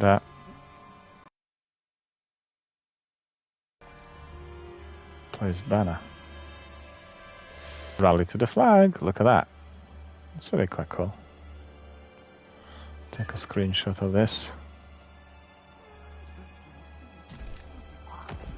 And then you get fully recharged.